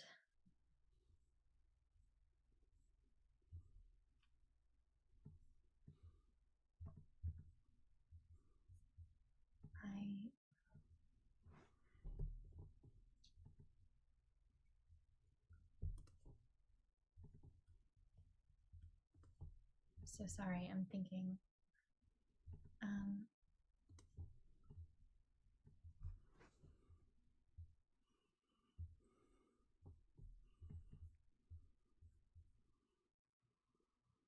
You have the bardic inspiration if you want to use that. Yeah, I definitely do. Should I do that now? Sure, if you'd like. Do you also have inspiration from last time? You, I think so. she already does have advantage from the spell, so there's that will not help. Although if you want to spend that inspiration on the bardic inspiration and inspire the bardic inspiration, roll 2d10 rather than 1d10 and pick the best. Oh, it was a D10? Yes. Oh, well, let me roll that Well, instead. bard. Roll the correct one. Mm-hmm. Oh no, it's worse. Oh well. Okay. But if I can do that and roll 2d10, then Sure, yeah. If you want to spend your inspiration, you can do that. yes, I'll spend Nice. it to boost that 3 to an 8. Jeez. Mhm. Nice. Beautiful. Yeah. Okay. Anything else you want to try?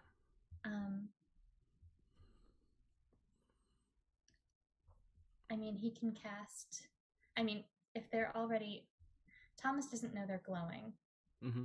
But this thing is on its way, so their stealthiness was only going to hold for so long, regardless. Sure. He's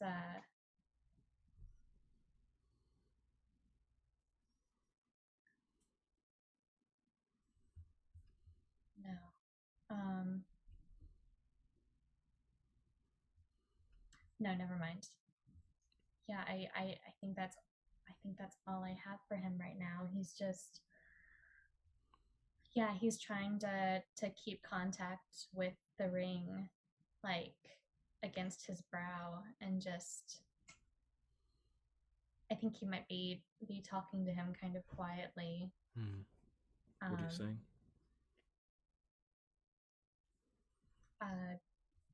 Just some encouragements. He's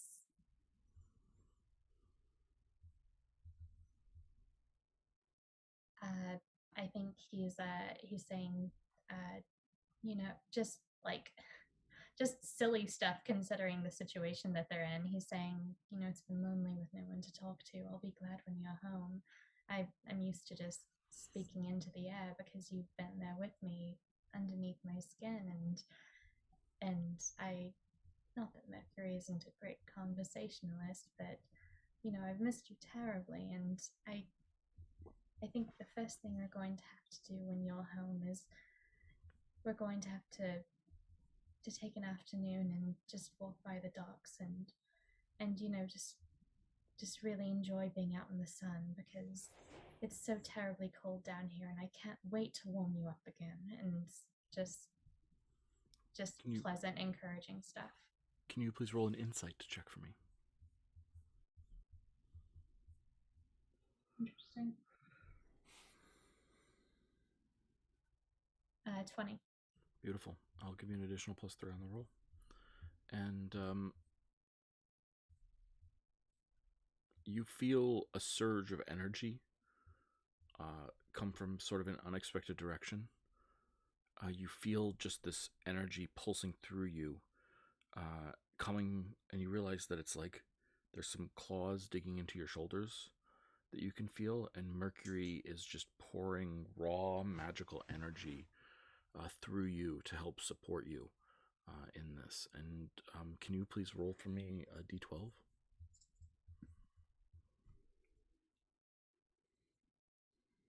12.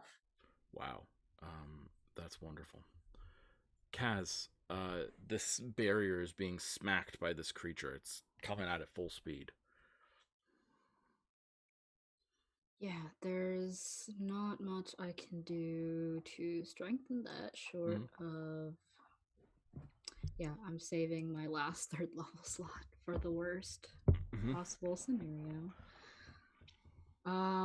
So I have a thought, but I don't really know if it's going to do anything, but it's worth a shot. Yeah. So I want to use my channel divinity. Okay.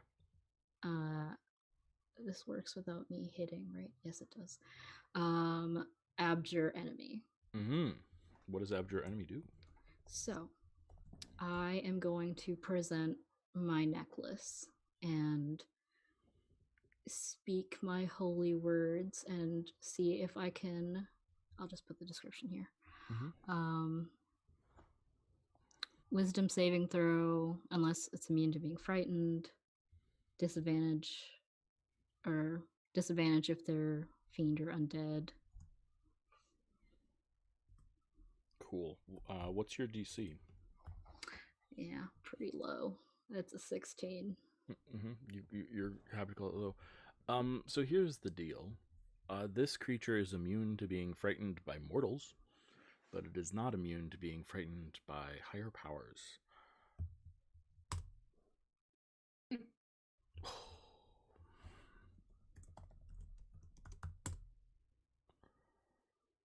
I succeed.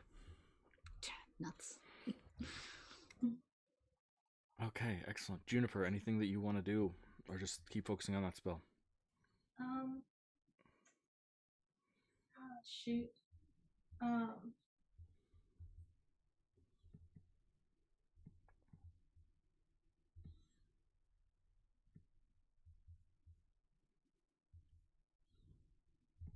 The ritual is still going on behind her, isn't it? Mm-hmm. Yeah. Okay. I'm looking at the spells that she has. Mm-hmm. And I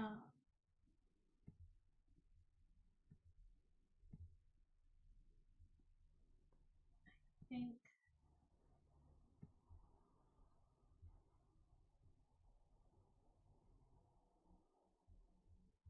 sorry, No worries. I've been looking through it and I'm like still Maybe there's nothing. You know, sometimes we're in the moment, like we're in the breath before. We've got sort of these brilliant like stratagems to hold back the combat a little bit, which is great and like buys us time.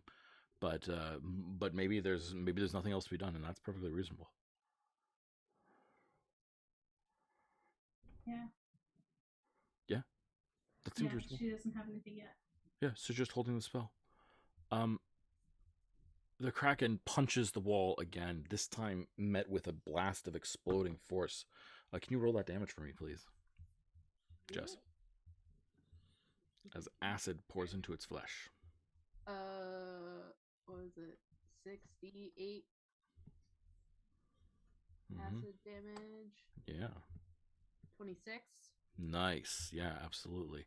And you see the hand recoil, and in fact decide, normally he's making attacks at a certain rate, and he slows down his rate and sort of feels around to see if he made a hole or something like that. But when he discovers he didn't, he just resumes pounding that wall. Thomas, if there's nothing else you want to do, then this ball of energy that you have inside of you, it's time to release it to see if you can rewrite reality itself.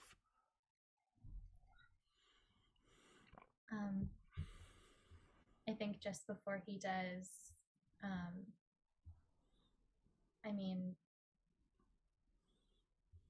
he's never been trained as a cleric. He doesn't have access to those magics, but he's recently felt the presence of his patron, and he knows, or of his god, and he knows that in the past his patron has mentioned that they were friendly, and he's just going to pray, if you can see me, if you're still watching me here and now in this forsaken place, please help me restore him.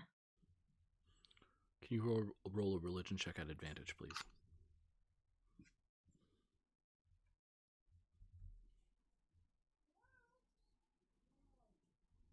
+21.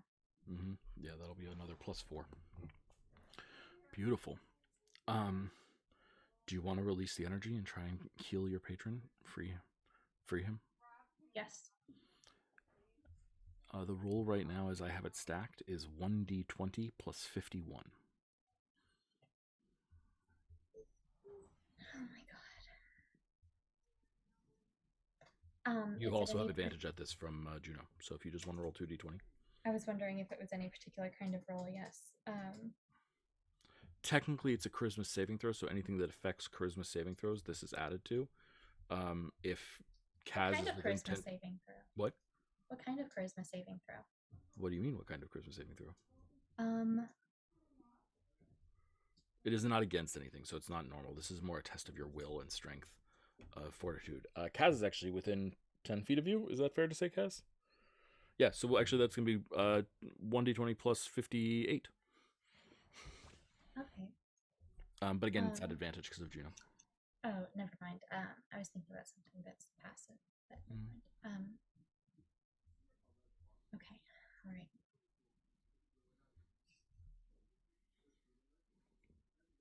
God. So that advantage, you got another roll?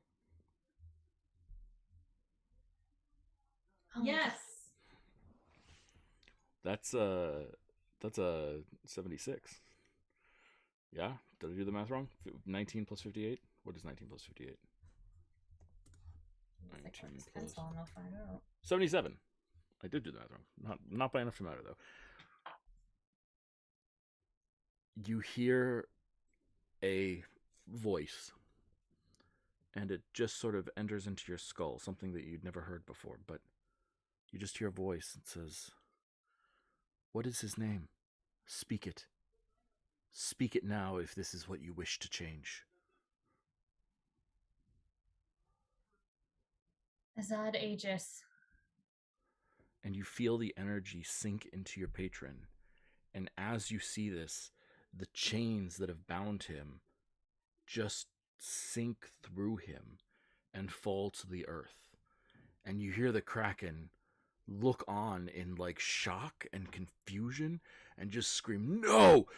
No!" and just get back to pounding the wall as hard as he can as your patron just sort of starts to float up and find himself free of all restraints. The magic that was binding his name, binding him no longer. Thomas?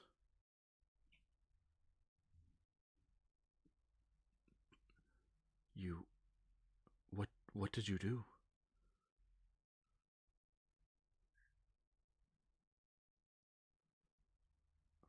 Just a little magic and a little help from some friends. Am I'm free.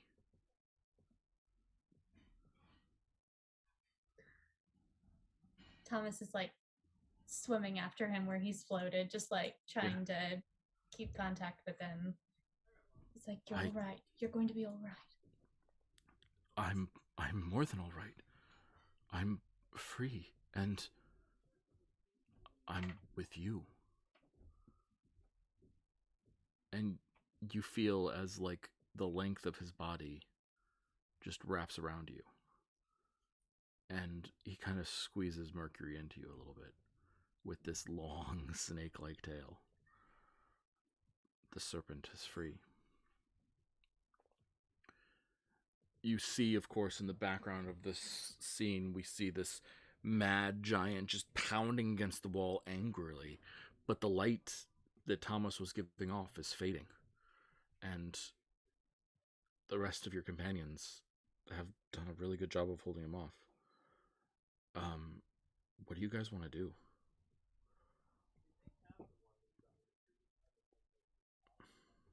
The wall hasn't come down yet. I didn't have a chance to bring it down.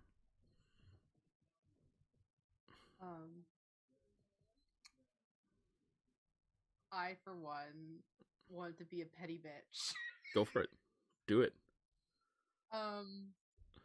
Since he's still pounding away at the wall and I have one last 5th level spell slot, I'm gonna re-up.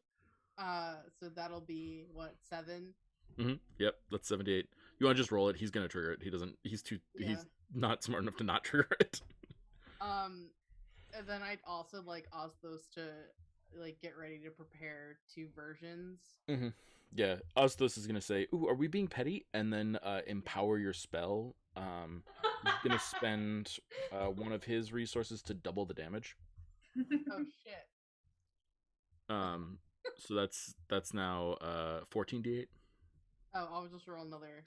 Oh, that's whatever you want to do is fine. If you want to double it or if you want to roll another 78, your choice. Nice. Okay. 56 or 55 points damage.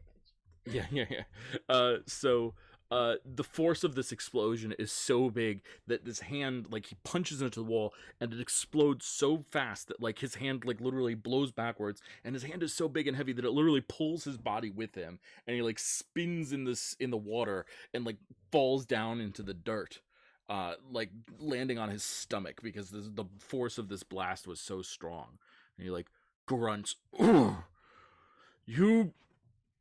I'll get you!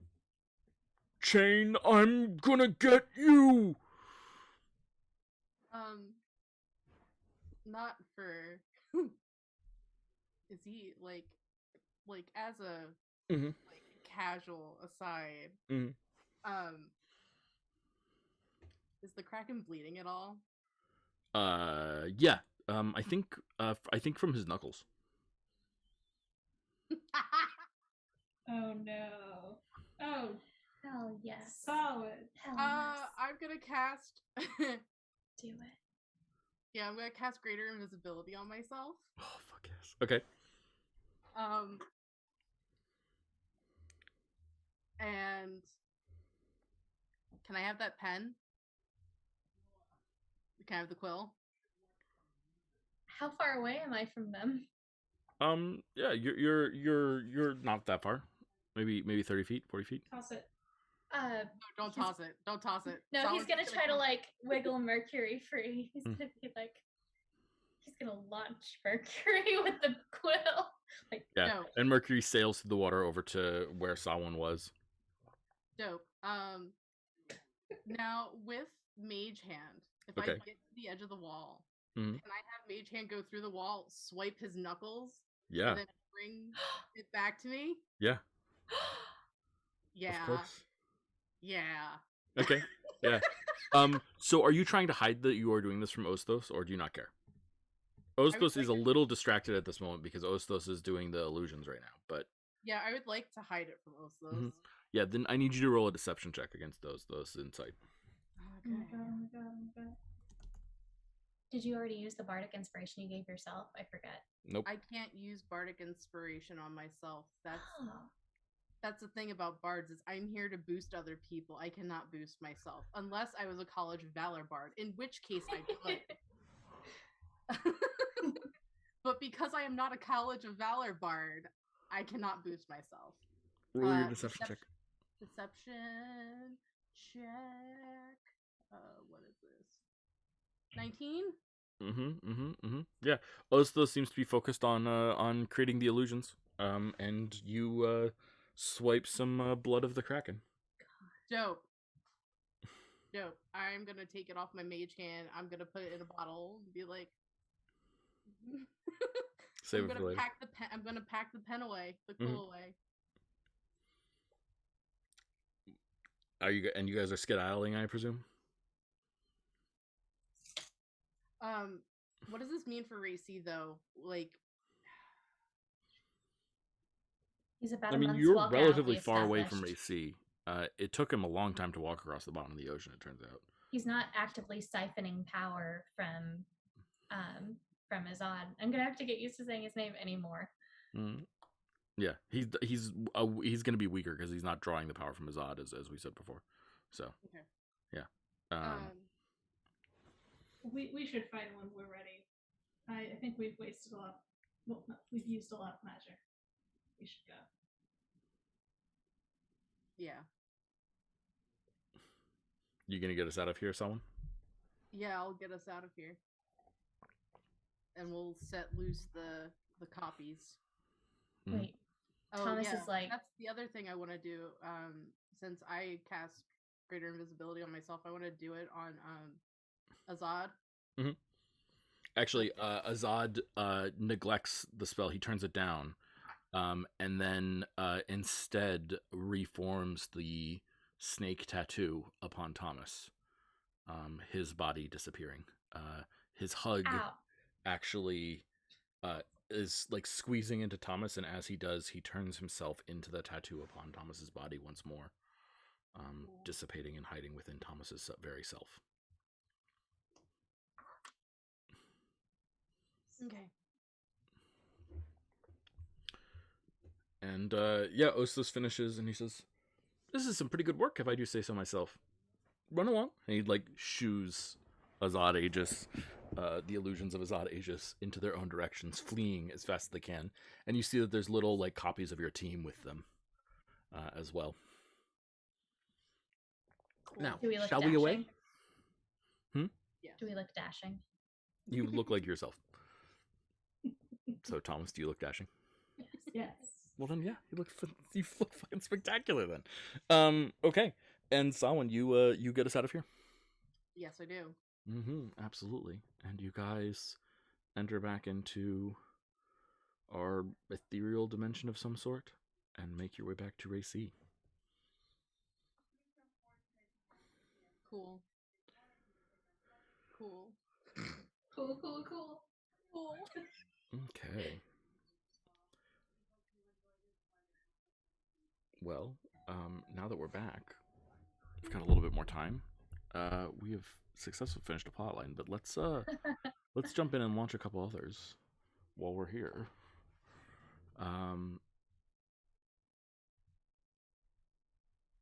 Juniper, do you have any idea what you want to do? After we've come back and recuperated from everything. Yeah, I mean, we've made it back. You want to have a long rest before you do anything? That's totally fine with me. Yeah, we might do that. Okay. What is the moon like tonight? Yeah. Let me check. Let's see. It's waning gibbous. Not at its most powerful. And won't be powerful for a month, but still pretty good. Okay. So Juno just had a whole situation with weaving some powerful magic around Thomas. Yeah. It feels like this has been a bit of a win. She's really relieved. When she gets home and hugs Mella, she's going to head up onto the roof. You are on the roof. Okay. And she has her needle. And she also has the scarf that she was making for Alum, which she had said that she was going to do. And she just kind of stares at it for a long time, which is maybe not quite meditation, more of the hesitancy. And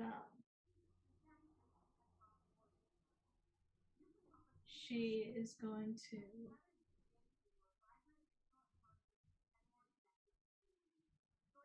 try to do what she did with Thomas ages ago. And create kind of an extended sending spell. Using both, I think using both the scarf and both the needle. And I think she takes like the unfinished strings of the scarf and weaves the needle through it to try to make the same symbol that she had when she created this this sending. Are you urgent or are you taking your time? Taking your time, for sure. Can you roll 18d6 for me?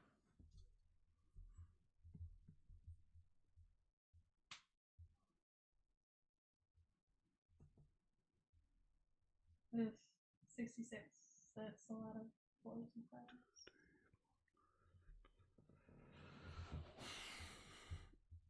You see the threads of the scarf pull apart, and in between them you see an image. It's Alum. He's on one knee, and his head is bowed. Clearly a sign of some degree of respect. And in a room that is filled with glittering silver and fancy people wearing fancy clothing, their ears are like elven ears, it seems at first, but then the tips of them are way too long, like they're several inches long and go back behind their heads and droop down. Like this weird extra bit of flesh that it almost makes their ears look like they have the shape of like tiefling horns almost. And they're all in that room, and Alum is there, and his ears are done like that too. And he seems to be there just paying his respects when suddenly he just sort of twitches and looks right at you. And his jaw just opens in shock.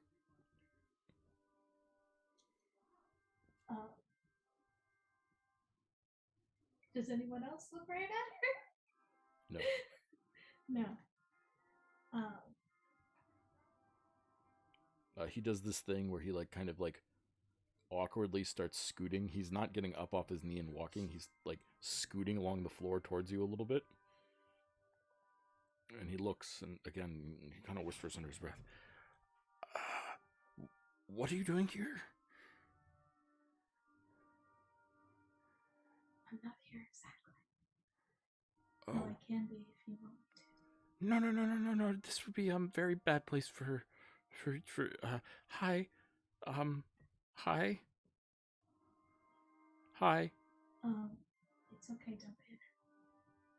A little late for that, kind of panicking. Okay. I'll be fast.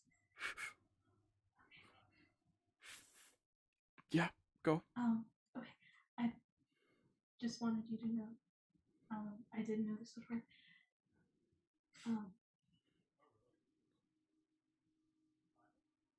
I got your letter, and I understand the meaning. But you're my dear friend, and I love you. And I will be able to hug you again. And then she just kind of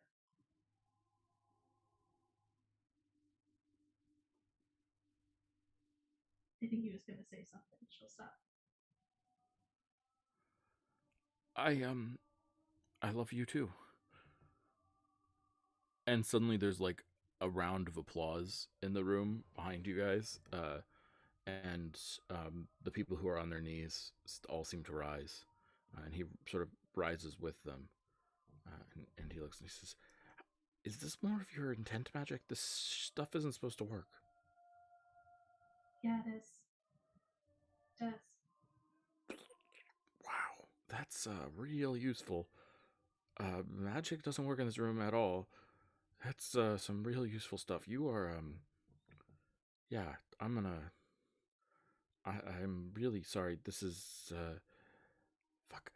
This is my opportunity. I've got to go, but good seeing you, and, check back again sometime, I guess, if we can keep doing this. I don't know how much it drains you, though.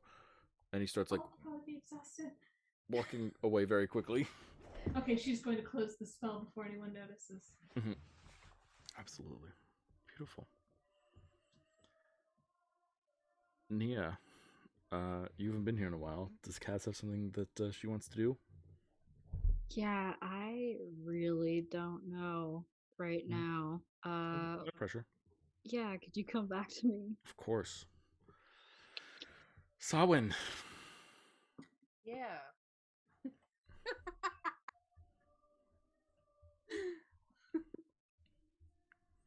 Are we doing a long rest right now, or? We certainly can, if you would like to. You're supposed to meet Algernon late this night. There's time for you to do a long rest before you meet him.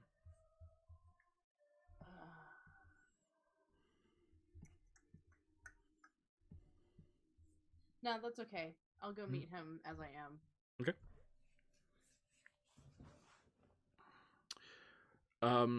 Algernon, in resplendent blue robes, Mm-hmm. and his friend Siba standing. Brought her. Hmm. It said Say he again. brought her to this meeting. Say again. I said he brought Siva to this meeting. He did seem to bring Siba to this meeting. She is sitting on a bench and looks. We'll roll an insight check. 20. She looks very, very pissed and is not hiding it purposefully. At me? No, at Algernon. Okay. Is everything all right? Oh, everything will be fine. And Salma just looks at Siva. He goes, "Hello." She does this it's honestly kind of like a teenager brat move where she kind of looks at you and like it's a smile, wave, and sneer all at the same time. Okay, is this because of what you're handing over to me? Yes. Siba thinks it wiser not to get involved. It's not your fault, it's my fault. Don't worry about it. We've been together for forever. So don't we wouldn't have been together forever if we didn't learn how to, resolve our differences after a fight, sometimes at least. Oh dear. Fucking someone's out I know. by asking for a favor. by cashing in on a favor. Nice. Nice. Good job, Solid.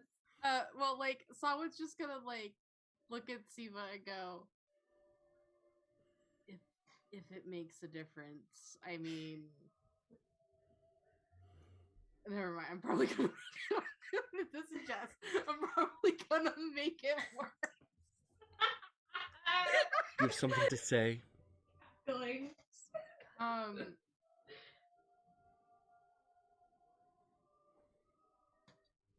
He wouldn't owe me this if he wasn't looking out for your best interest originally. Not that I agree with his method of violating my consent and taking over my brain space. Yeah. He's not supposed to do that either, by the way. Then she gives another dirty look to him. Then Sawa just goes, I'll be quiet now. So what is it that you're giving me, and how am I to best use it to its capabilities, and will I be returning this to you once I am done? I think, and he sort of shoots a furtive glance back at Siva. I think it best if you find a way to shall we say lose this, and never show it to anyone, and preferably never have anyone find it, and have it disappear from existence once you're done.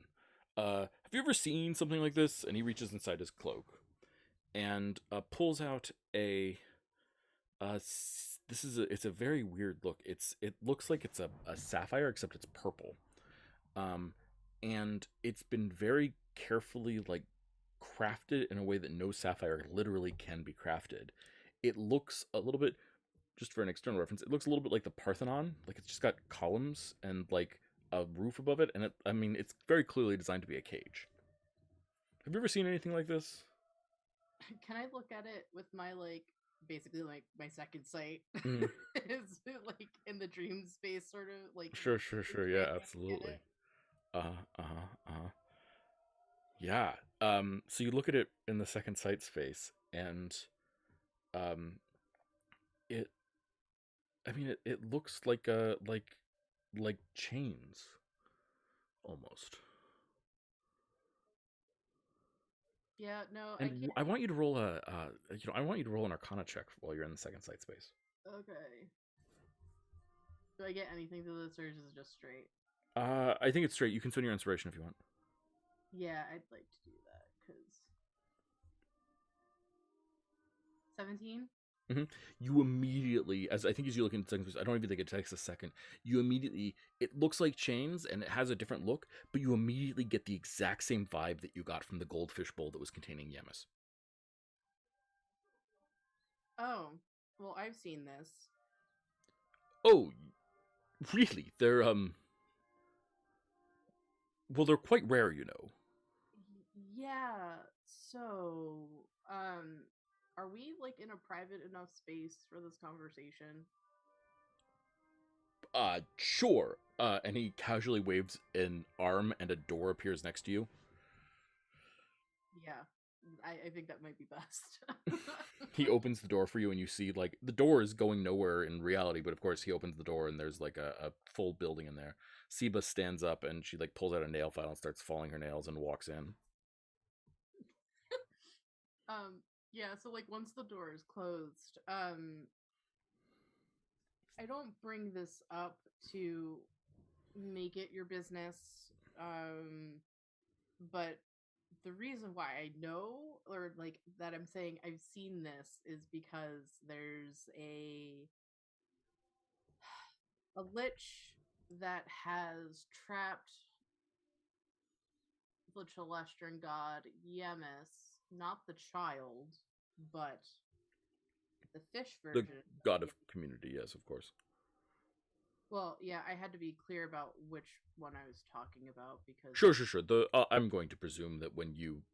I mean, you're from this realm. I will presume that when you speak of the gods, you speak of the gods that are actually dedicated to the care of this realm, or were at one point at least. Yes. I don't really know what the child's bag is now, but Usurping power. That's what beings like that want. But the man who calls himself the Pale One, the Lich, has put the Celestian god in this sort of bowl, if you will, and I'm trying to get them out of the bowl. So the Pale One is playing a game with the Kraken to see who can cause the most chaos. So it's like an ongoing wager that they have. The Pale One can. What? Cause more chaos. Yeah, I figured that since he's put the fucking god in a bowl, but... Yes. If the Pale One is playing with the Kraken, it is the way that, and I say this with no offense, but it's the way that you might play with a cat. Cats are great, by the way. So is the and you see, like, there's like 7 black cats hanging out. Amazing. Nice. Yeah, the room that you're in, by the way, is very nice. It looks like a foyer to and then there's like a dining room behind it. And Siba is sitting on the dining room table, even though it's a totally inappropriate table to sit upon. I love her energy. Me too. I love her so much. So then, is the Pale One not a man at all, but actually, like, the same category of being as, like, Siva? Liches are kind of their own thing. They certainly would exist on the scale, but it would be independent of their status as a lich. Some liches would be barely class 1. But the Pale One is known to me. I'm familiar with his work and his game. Yeah. His games, so I should say. So then what's his class then? Ambition. I don't know what we would call him now on a scale of, 1 to 9 realistically. I've never seen anything above a 9. Yes, but he would be, I would guess, higher on the thing. I mean, he's ambitious, and he has a long time to plan, and is powerful. And if he's captured Yemis, then that probably has got to bode well for his power tear and all that good stuff for him too. Darling, and she looks at him with like the "you dare call me darling right now." That's And so it's so funny because like someone asked like, "Are you two an item?" And then like I was like, "No, we're not." And Yeah. then like to find out that they are is just really delicious to me. Yeah. Yeah, so It's like a complicated relationship.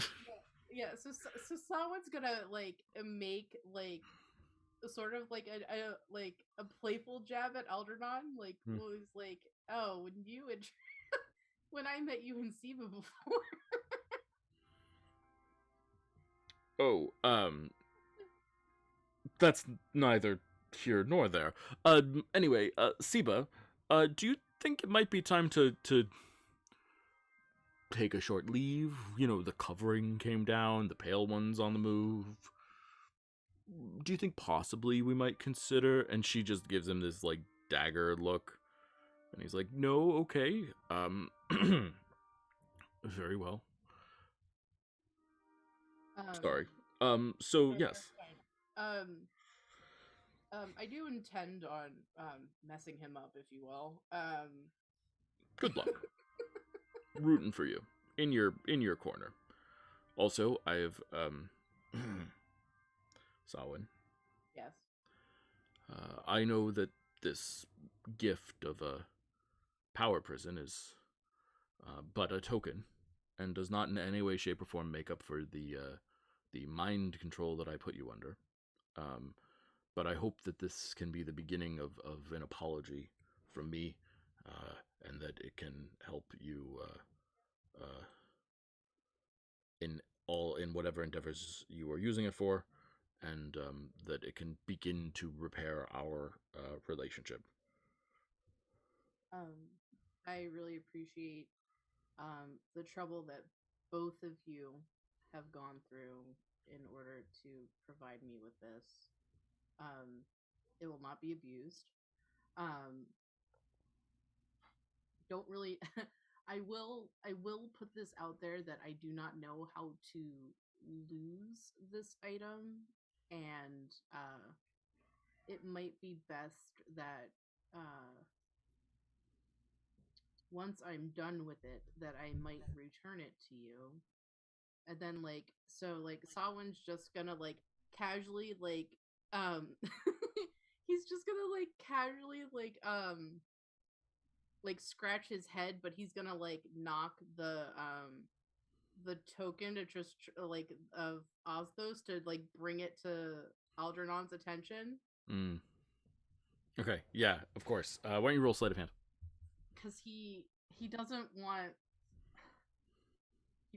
Osthos to take this from him like once they're done. Absolutely. So he wants to make sure that it goes back to like Algernon. Siba, Algernon gives you like a look of like recognition, but Siba stands up and walks towards you, and she says, actually, he's not allowed to have it once it's occupied." Oh. Dang. Okay. Duly. Not by me. No, he's not allowed to have it. Yes, I would be sorely tempted to use it to abuse its power. Oh. Okay. Oh. Okay. All right. So I cannot give this back, even if. Right. Again, it would be bad. Okay. All right. I understand. All right.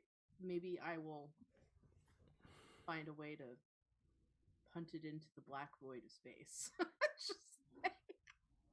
Sure. In general, if you're doing that, I recommend the heart of a star, preferably a dying star, just for future reference, rather than the void. Things in the void somehow oddly get turned up somehow. Okay. All right. Duly noted. Is there anything special I need to do in order to be able to use this? And then like Sawa gets out a notebook to take like very meticulous notes about how to use it. Yeah. So Algernon just goes over. It's an incantation. It's basically he's teaching you a spell, and it is a 6th level spell. Unfortunately. Well, unfortunately, I know how to do 6th level spells. Oh, never mind then. It's a 6th level spell. That's great for you. And it is it is basically something that what it does is when something is already imprisoned, you can then strip it of its power. Ooh, what can I do with that power? Well, then you just have this power prison filled with power. Maybe Samhain shouldn't be the one holding it either. I don't know. Depends on what you want to do. But yeah, you can strip it of its power, and then you have that power in that power prison. So then, like, someone's gonna take time to ask. Like, I'm not saying this from like a place of maliciousness when I'm like, "Ooh, what can I do with it?" Yeah, of course. It's more like Salwyn realizes how big everything is, and the covering's down, and it wouldn't hurt to have extra juice when Osthos is gone. Mm-hmm. Sure, yeah, I agree that wouldn't hurt. So I guess like Salwyn then asks questions about like if the power that you took from a place or like from a being, is it then like less or like less of like is it still influenced by the being you took it from, or is it just raw energy and can be repurposed into something new? It certainly can be repurposed to a certain extent, but it is from the being. It will always have that core. So, for example, if you took, in essence, if you imprisoned the power of the avatar of life itself, then your power would be of life itself. You would be less likely to affect other sorts of things. It wouldn't work very well on, like, I don't know, metal or stone. Would be work on life, but you could use that to strip someone of life, or you could use it to give someone life, or grow plants, or that sort of thing. Reborn someone. So, for instance, if I'm, for the sake of the argument, I'm stripping this from the creature of rotten bone, then that can be repurposed. I mean, the power of rot is it and its opposite, so there's a degree of growth in there if you wanted to use it for growth. Bone is usually structure, so stability could be used for something like that. Okay.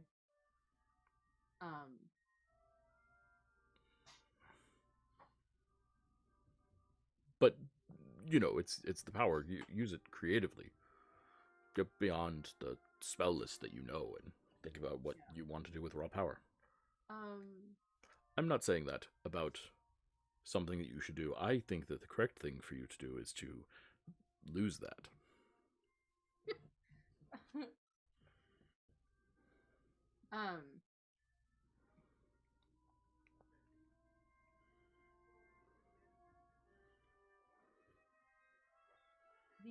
The other question I have then, Oh, there's tea in front of you, by the way. I just realized that when you were doing these notes, Siva brought you guys tea. Oh, yeah. Salwyn would have thanked Siva immediately for the Yeah, tea. of course.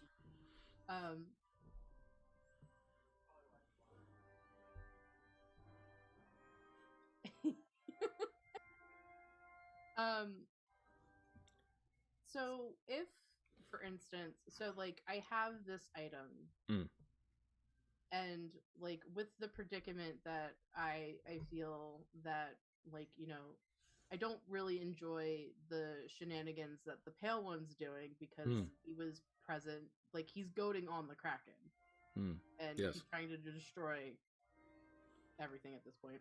Yes. I pissed him off this evening. You're sure you don't want to leave? Looks back at you when Siva doesn't reply.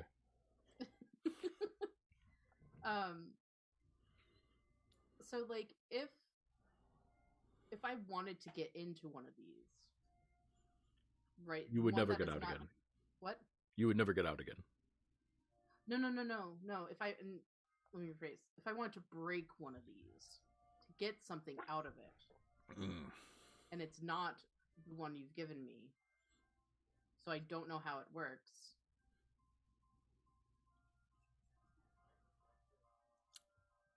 Most things that are locked away for a reason. I wouldn't I wouldn't be particularly invested in helping you free things that are locked away like that.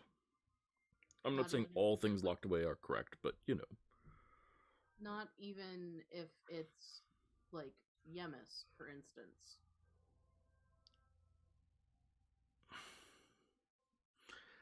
You know, Gemus is nice enough for a god.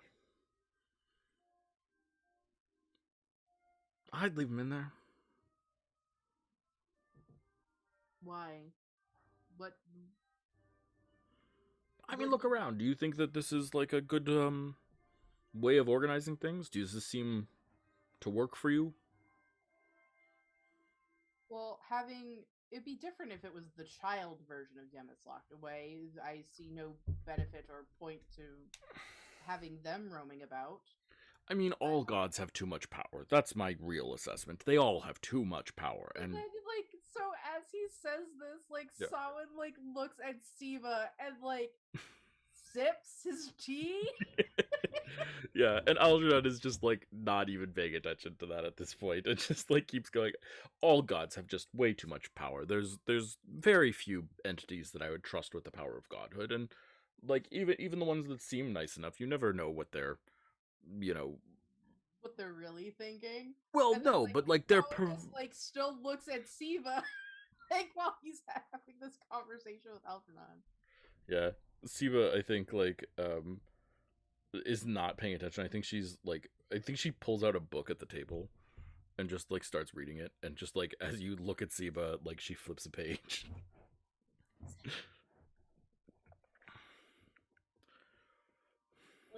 So that's how it just, like, looks at him perplexed and is like, but your partner is a god. Like, you do realize this. Sure. Yes, I do. Can I insight check that? That seems really fucking weird for him. Yeah, roll an insight check.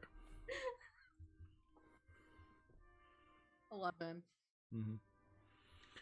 Yeah, he's aware that his partner is a god. He seems to hold these beliefs relatively strongly. He's never said anything really pro-god to you ever. Yeah, but, like, okay. There's definitely some sort of double standard or weird thing going on there that he's not copping to. I'll freely say that, but I don't think with an 11 you read what it is. Yeah, because I don't know him well enough. Yeah, it makes sense. Yeah. Okay.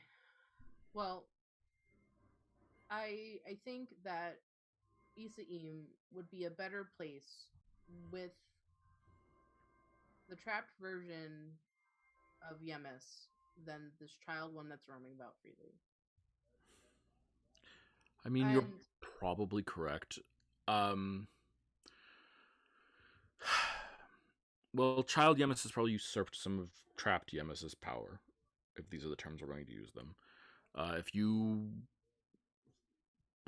remove child Yemis's power, or kill child Yemis, or defeat child Yemis, or cause all worship of Yemis to cease suddenly, then that power will return to where it came from, and that would probably give Yemis the power to break out. Alright, if we're talking facts and figures, like, how certain is that?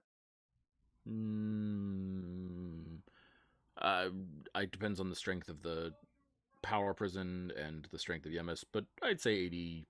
I mean, Yemis is pretty good at what they do. Probably 80-90% chance. Okay. All right. I'll chew on that. I'll chew the fat on that for a bit. But, yeah. Just don't, roll a 4. Or less. Okay. Well, I thank you both for your time. Sure. And your energy and your generosity. Yeah, Siva snaps the book closed and walks towards you and pulls out a little card and hands it to you. Yeah. I look at the card. She says, "Thank you so much for coming, Sawin. I am sorry that I was a little frosty to you earlier, but this is our address, and anytime you want to stop by for tea, we owe it to you, clearly." And she, like, shoots a dirty look at Algernon, and Algernon's like, "But we don't typically give out that address." Then she smiles smugly at Algernon.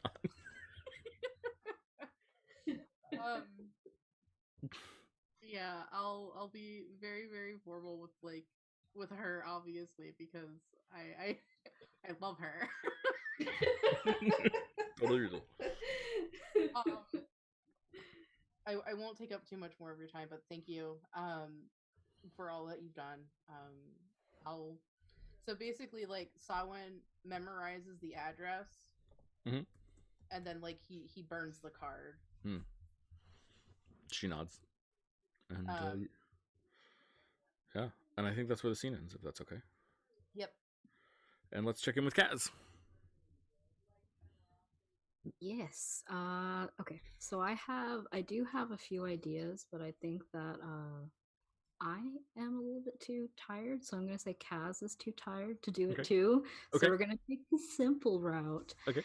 And I'm gonna go find Latka. Okay. It's been a while. Yes. Where do we find Latka? Guiding Lady area? Yeah, I imagine. It depends on what time of day it is. If this is nighttime before the long rest, I think that Latka would be waiting loyally by my sleeping abode. I think that's exactly where you find him. And he looks at you, and like he's in the perfect posture of a guard dog, but then immediately he sees you, and his tongue just wags out of his mouth, and he hops up on all fours and charges towards you and tackles you, and starts licking your face. Oh, I just wrestle with him on the ground for a little bit. Oh, Latka, I missed you so much. Your absence was noted by me too. I missed you too. I don't have any. Okay, so I do have treats, but they're like soggy from ocean water. Are they still good? Salt is good. Do you want to eat it? I'm just licking your face right now, so it's your call. I'll get you new treats. Yeah, don't eat these. The sodium's not good for you. Lady Iria has been purchasing treats. Wonderful. How has she been doing? I haven't had the chance to. It was scary. I was unable to help. There was something that was happening to her, but Masha Seasworn and some other people seem to be able to have helped her get over it. She was sick, it seemed, and I was unable to aid her. It was something that I was not capable of defending against, and I felt bad. Oh, but you defended against her anxiety by being so darn cute. Yes, and also an assassination attempt. I'm sorry, what? Oh, there was an assassination attempt. On Lady Iria? Yes. By who? I don't know. Okay, I'll be right back. Sure. And like, and you start to leave, and he just follows you, panting. Okay. And I'm going to go find Lady Iria. Kaz, you're back. Hi. I give her a big old hug. And she gives you like a weak hug. She doesn't get out of her chair. Oh, I'm so sorry that a lot has happened to you while I've been gone. Couple things. Yes, but all par for the course.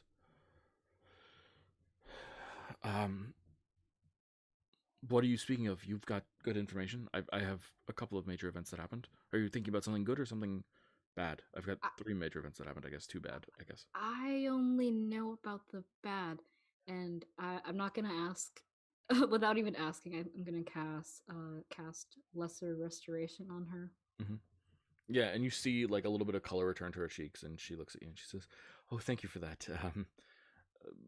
Masha's care was effective, but a little curt. Your gentle touch is appreciated."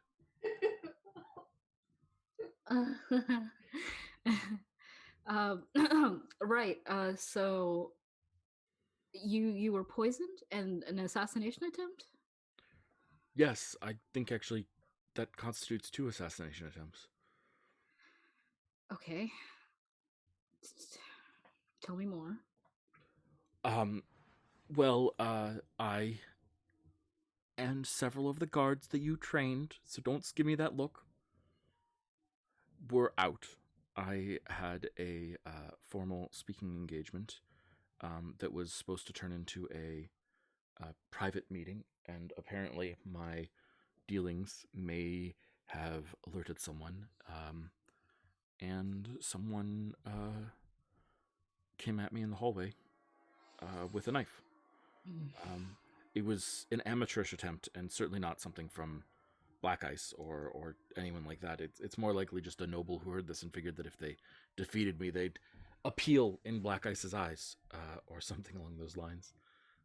But your well-trained guards interposed themselves, and Latka here, and she reaches up and grabs a treat that's from her desk. She seems to have moved the dog treats to her desk, and she just immediately hands one to Latka, who starts wolfing it down. And Latka, was a little bit of a bloody savage and remind me to keep him well fed. Yes, that is correct. Good job, Latka.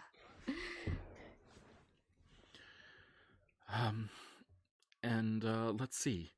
What else? Well, the poisoning, we still don't know exactly what it was, where it came from or why it came, but Mela, Stepwise and I had a meeting that was private, and I had a outside catering company do it, and apparently the poison was quite potent because we were both feeling kind of vaguely sick for a little while, but it wasn't until it was getting really bad that Samhain convinced us that we were poisoned, and got Masha Seasworn to cure us. And we don't have a clue as to who did the poisoning. No. Okay. Can you give me a list of names, if you know who the caterers were, who was handling the food, waitstaff? The best I could do is give you the company that I used, and she writes down the name of a catering company that she used. She said, didn't even occur to me to look into it further than that. Honestly, it's not the way I think about things. Well, you probably should now. Clearly. But good news too. A letter from elsewhere came, and with it, some support. Apparently a diplomat has arrived and is speaking on our behalf in what used to be my former home. And he's speaking with some degree of eloquence. And she reaches under her desk, and there's a large wooden trunk there, and she flips it open, and you see just a chest that is filled with jewelry coated in silver and gems and the like. I haven't had it appraised yet. It just came. But it's been, it's for us and the resistance. So. Okay.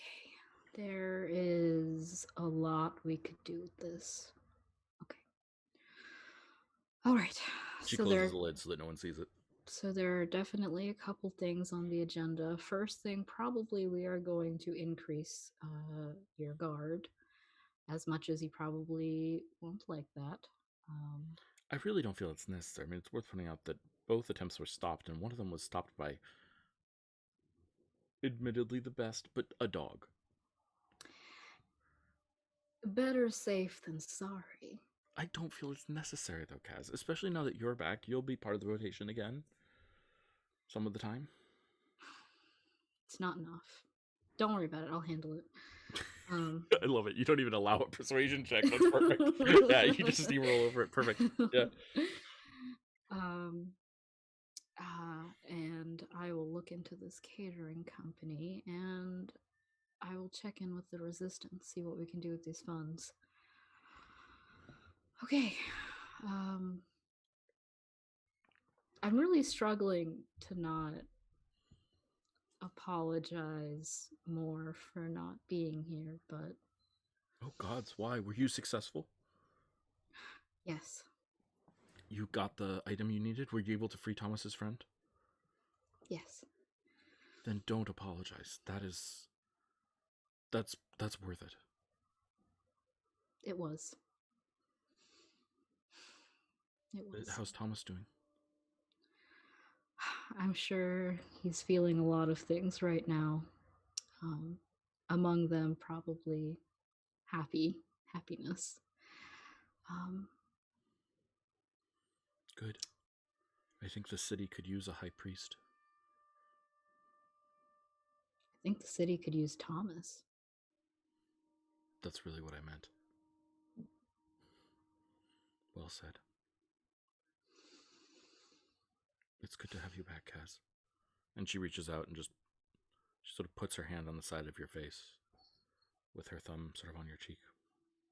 And she just pets it lightly.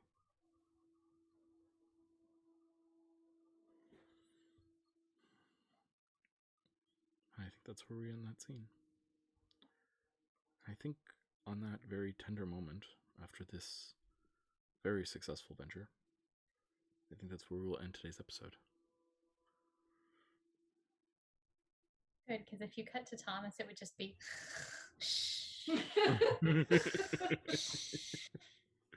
Yeah, that's fair. Okay, let's hand out some experience points.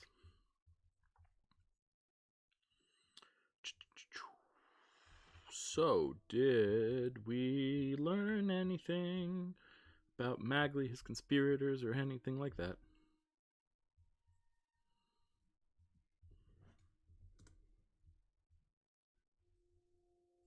surely. We had a very often the ocean-centered episode, but if there's anything here that people feel like is worth...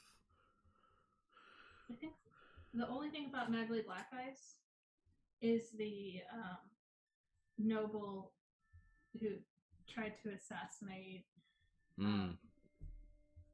Yeah, people willing to do things for him that are not. Yeah, I'll give you the points for that.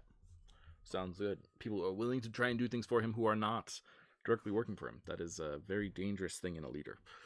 Okay, excellent. Next up, did you express your character's class, species, or background in a meaningful or impactful way? Feel free to nominate other people. Thomas. Yeah. You want to nominate Thomas for this? I want to nominate Thomas for this. Yeah, absolutely. Thomas, do you have someone you want to name? Yes. Obviously everyone was buffing the heck out of him, but I think like specifically, I mean everyone did a lot of heavy lifting, but Samhain definitely utilized his bond with Osthos in some extremely effective ways, not just underwater, but like later on as well. So yeah, I agree. Pulling on that bond, that give and take between having a patron that you 100% know is not someone that you want to trust is pretty fun to play. I hope you're having a good time with that, Jess. I know it's a little stressful sometimes to have someone literally in your mind that you don't trust, but there you go. Beautiful. Okay. Any other nominations that we have for Faye or Kaz? For Kaz or Juno? I want to nominate Juno for, like, despite being told that, like, Samhain would act on her behalf to pass letters to him, she was just like, nah, I'm just gonna bypass this entirely. This is not fair. And I'm gonna rewrite the laws of physics for this one. Yeah, let's do it. I like it. I'm down. Absolutely. And do we have a nomination for Kaz? Oh man. I mean that whole ending scene was so good. I agree. We'll just nominate Kaz for that. Sounds good to me. Okay, did your character overcome a meaningful obstacle or impediment to your character? This can be personal growth, knowledge, or defeating something big. Thomas, would you like to take it away? Do you feel like you can overcome something big? Okay, thank God. Sometimes you're like, I don't think I overcame anything this week. And I'm like, come on, give yourself the credit. But no, you got it this week. Definitely. Anyone else feel like they overcame something? We had more prep scenes today, I think, with a focus on Thomas's goals. But if anyone feels like they overcame something, I will give them that reward.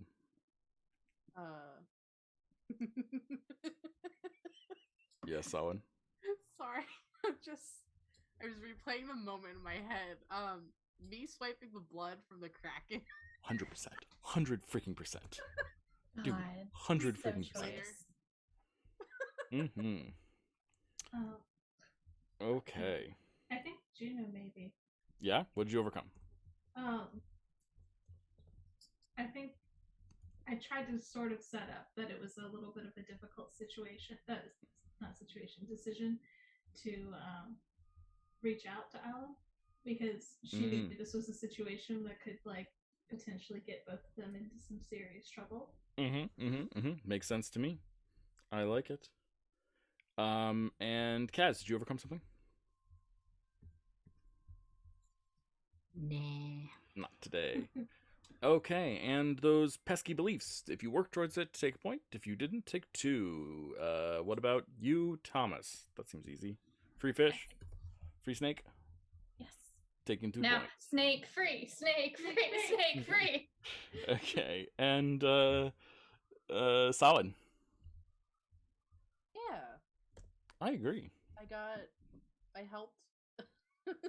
I helped, and then I also got the thing from Algernon, so then I can do the third part of my 3-tiered belief the next time we meet. And Juno. Oh man, everything was Alum. Yeah, it was perfect. And Kaz, we didn't even go over your belief, but if you had a belief, would you have accomplished it? It's hard to, well, I don't want to I didn't come up with one before, so I don't really want to backtrack and take a point. So Okay. it's okay, we can pass.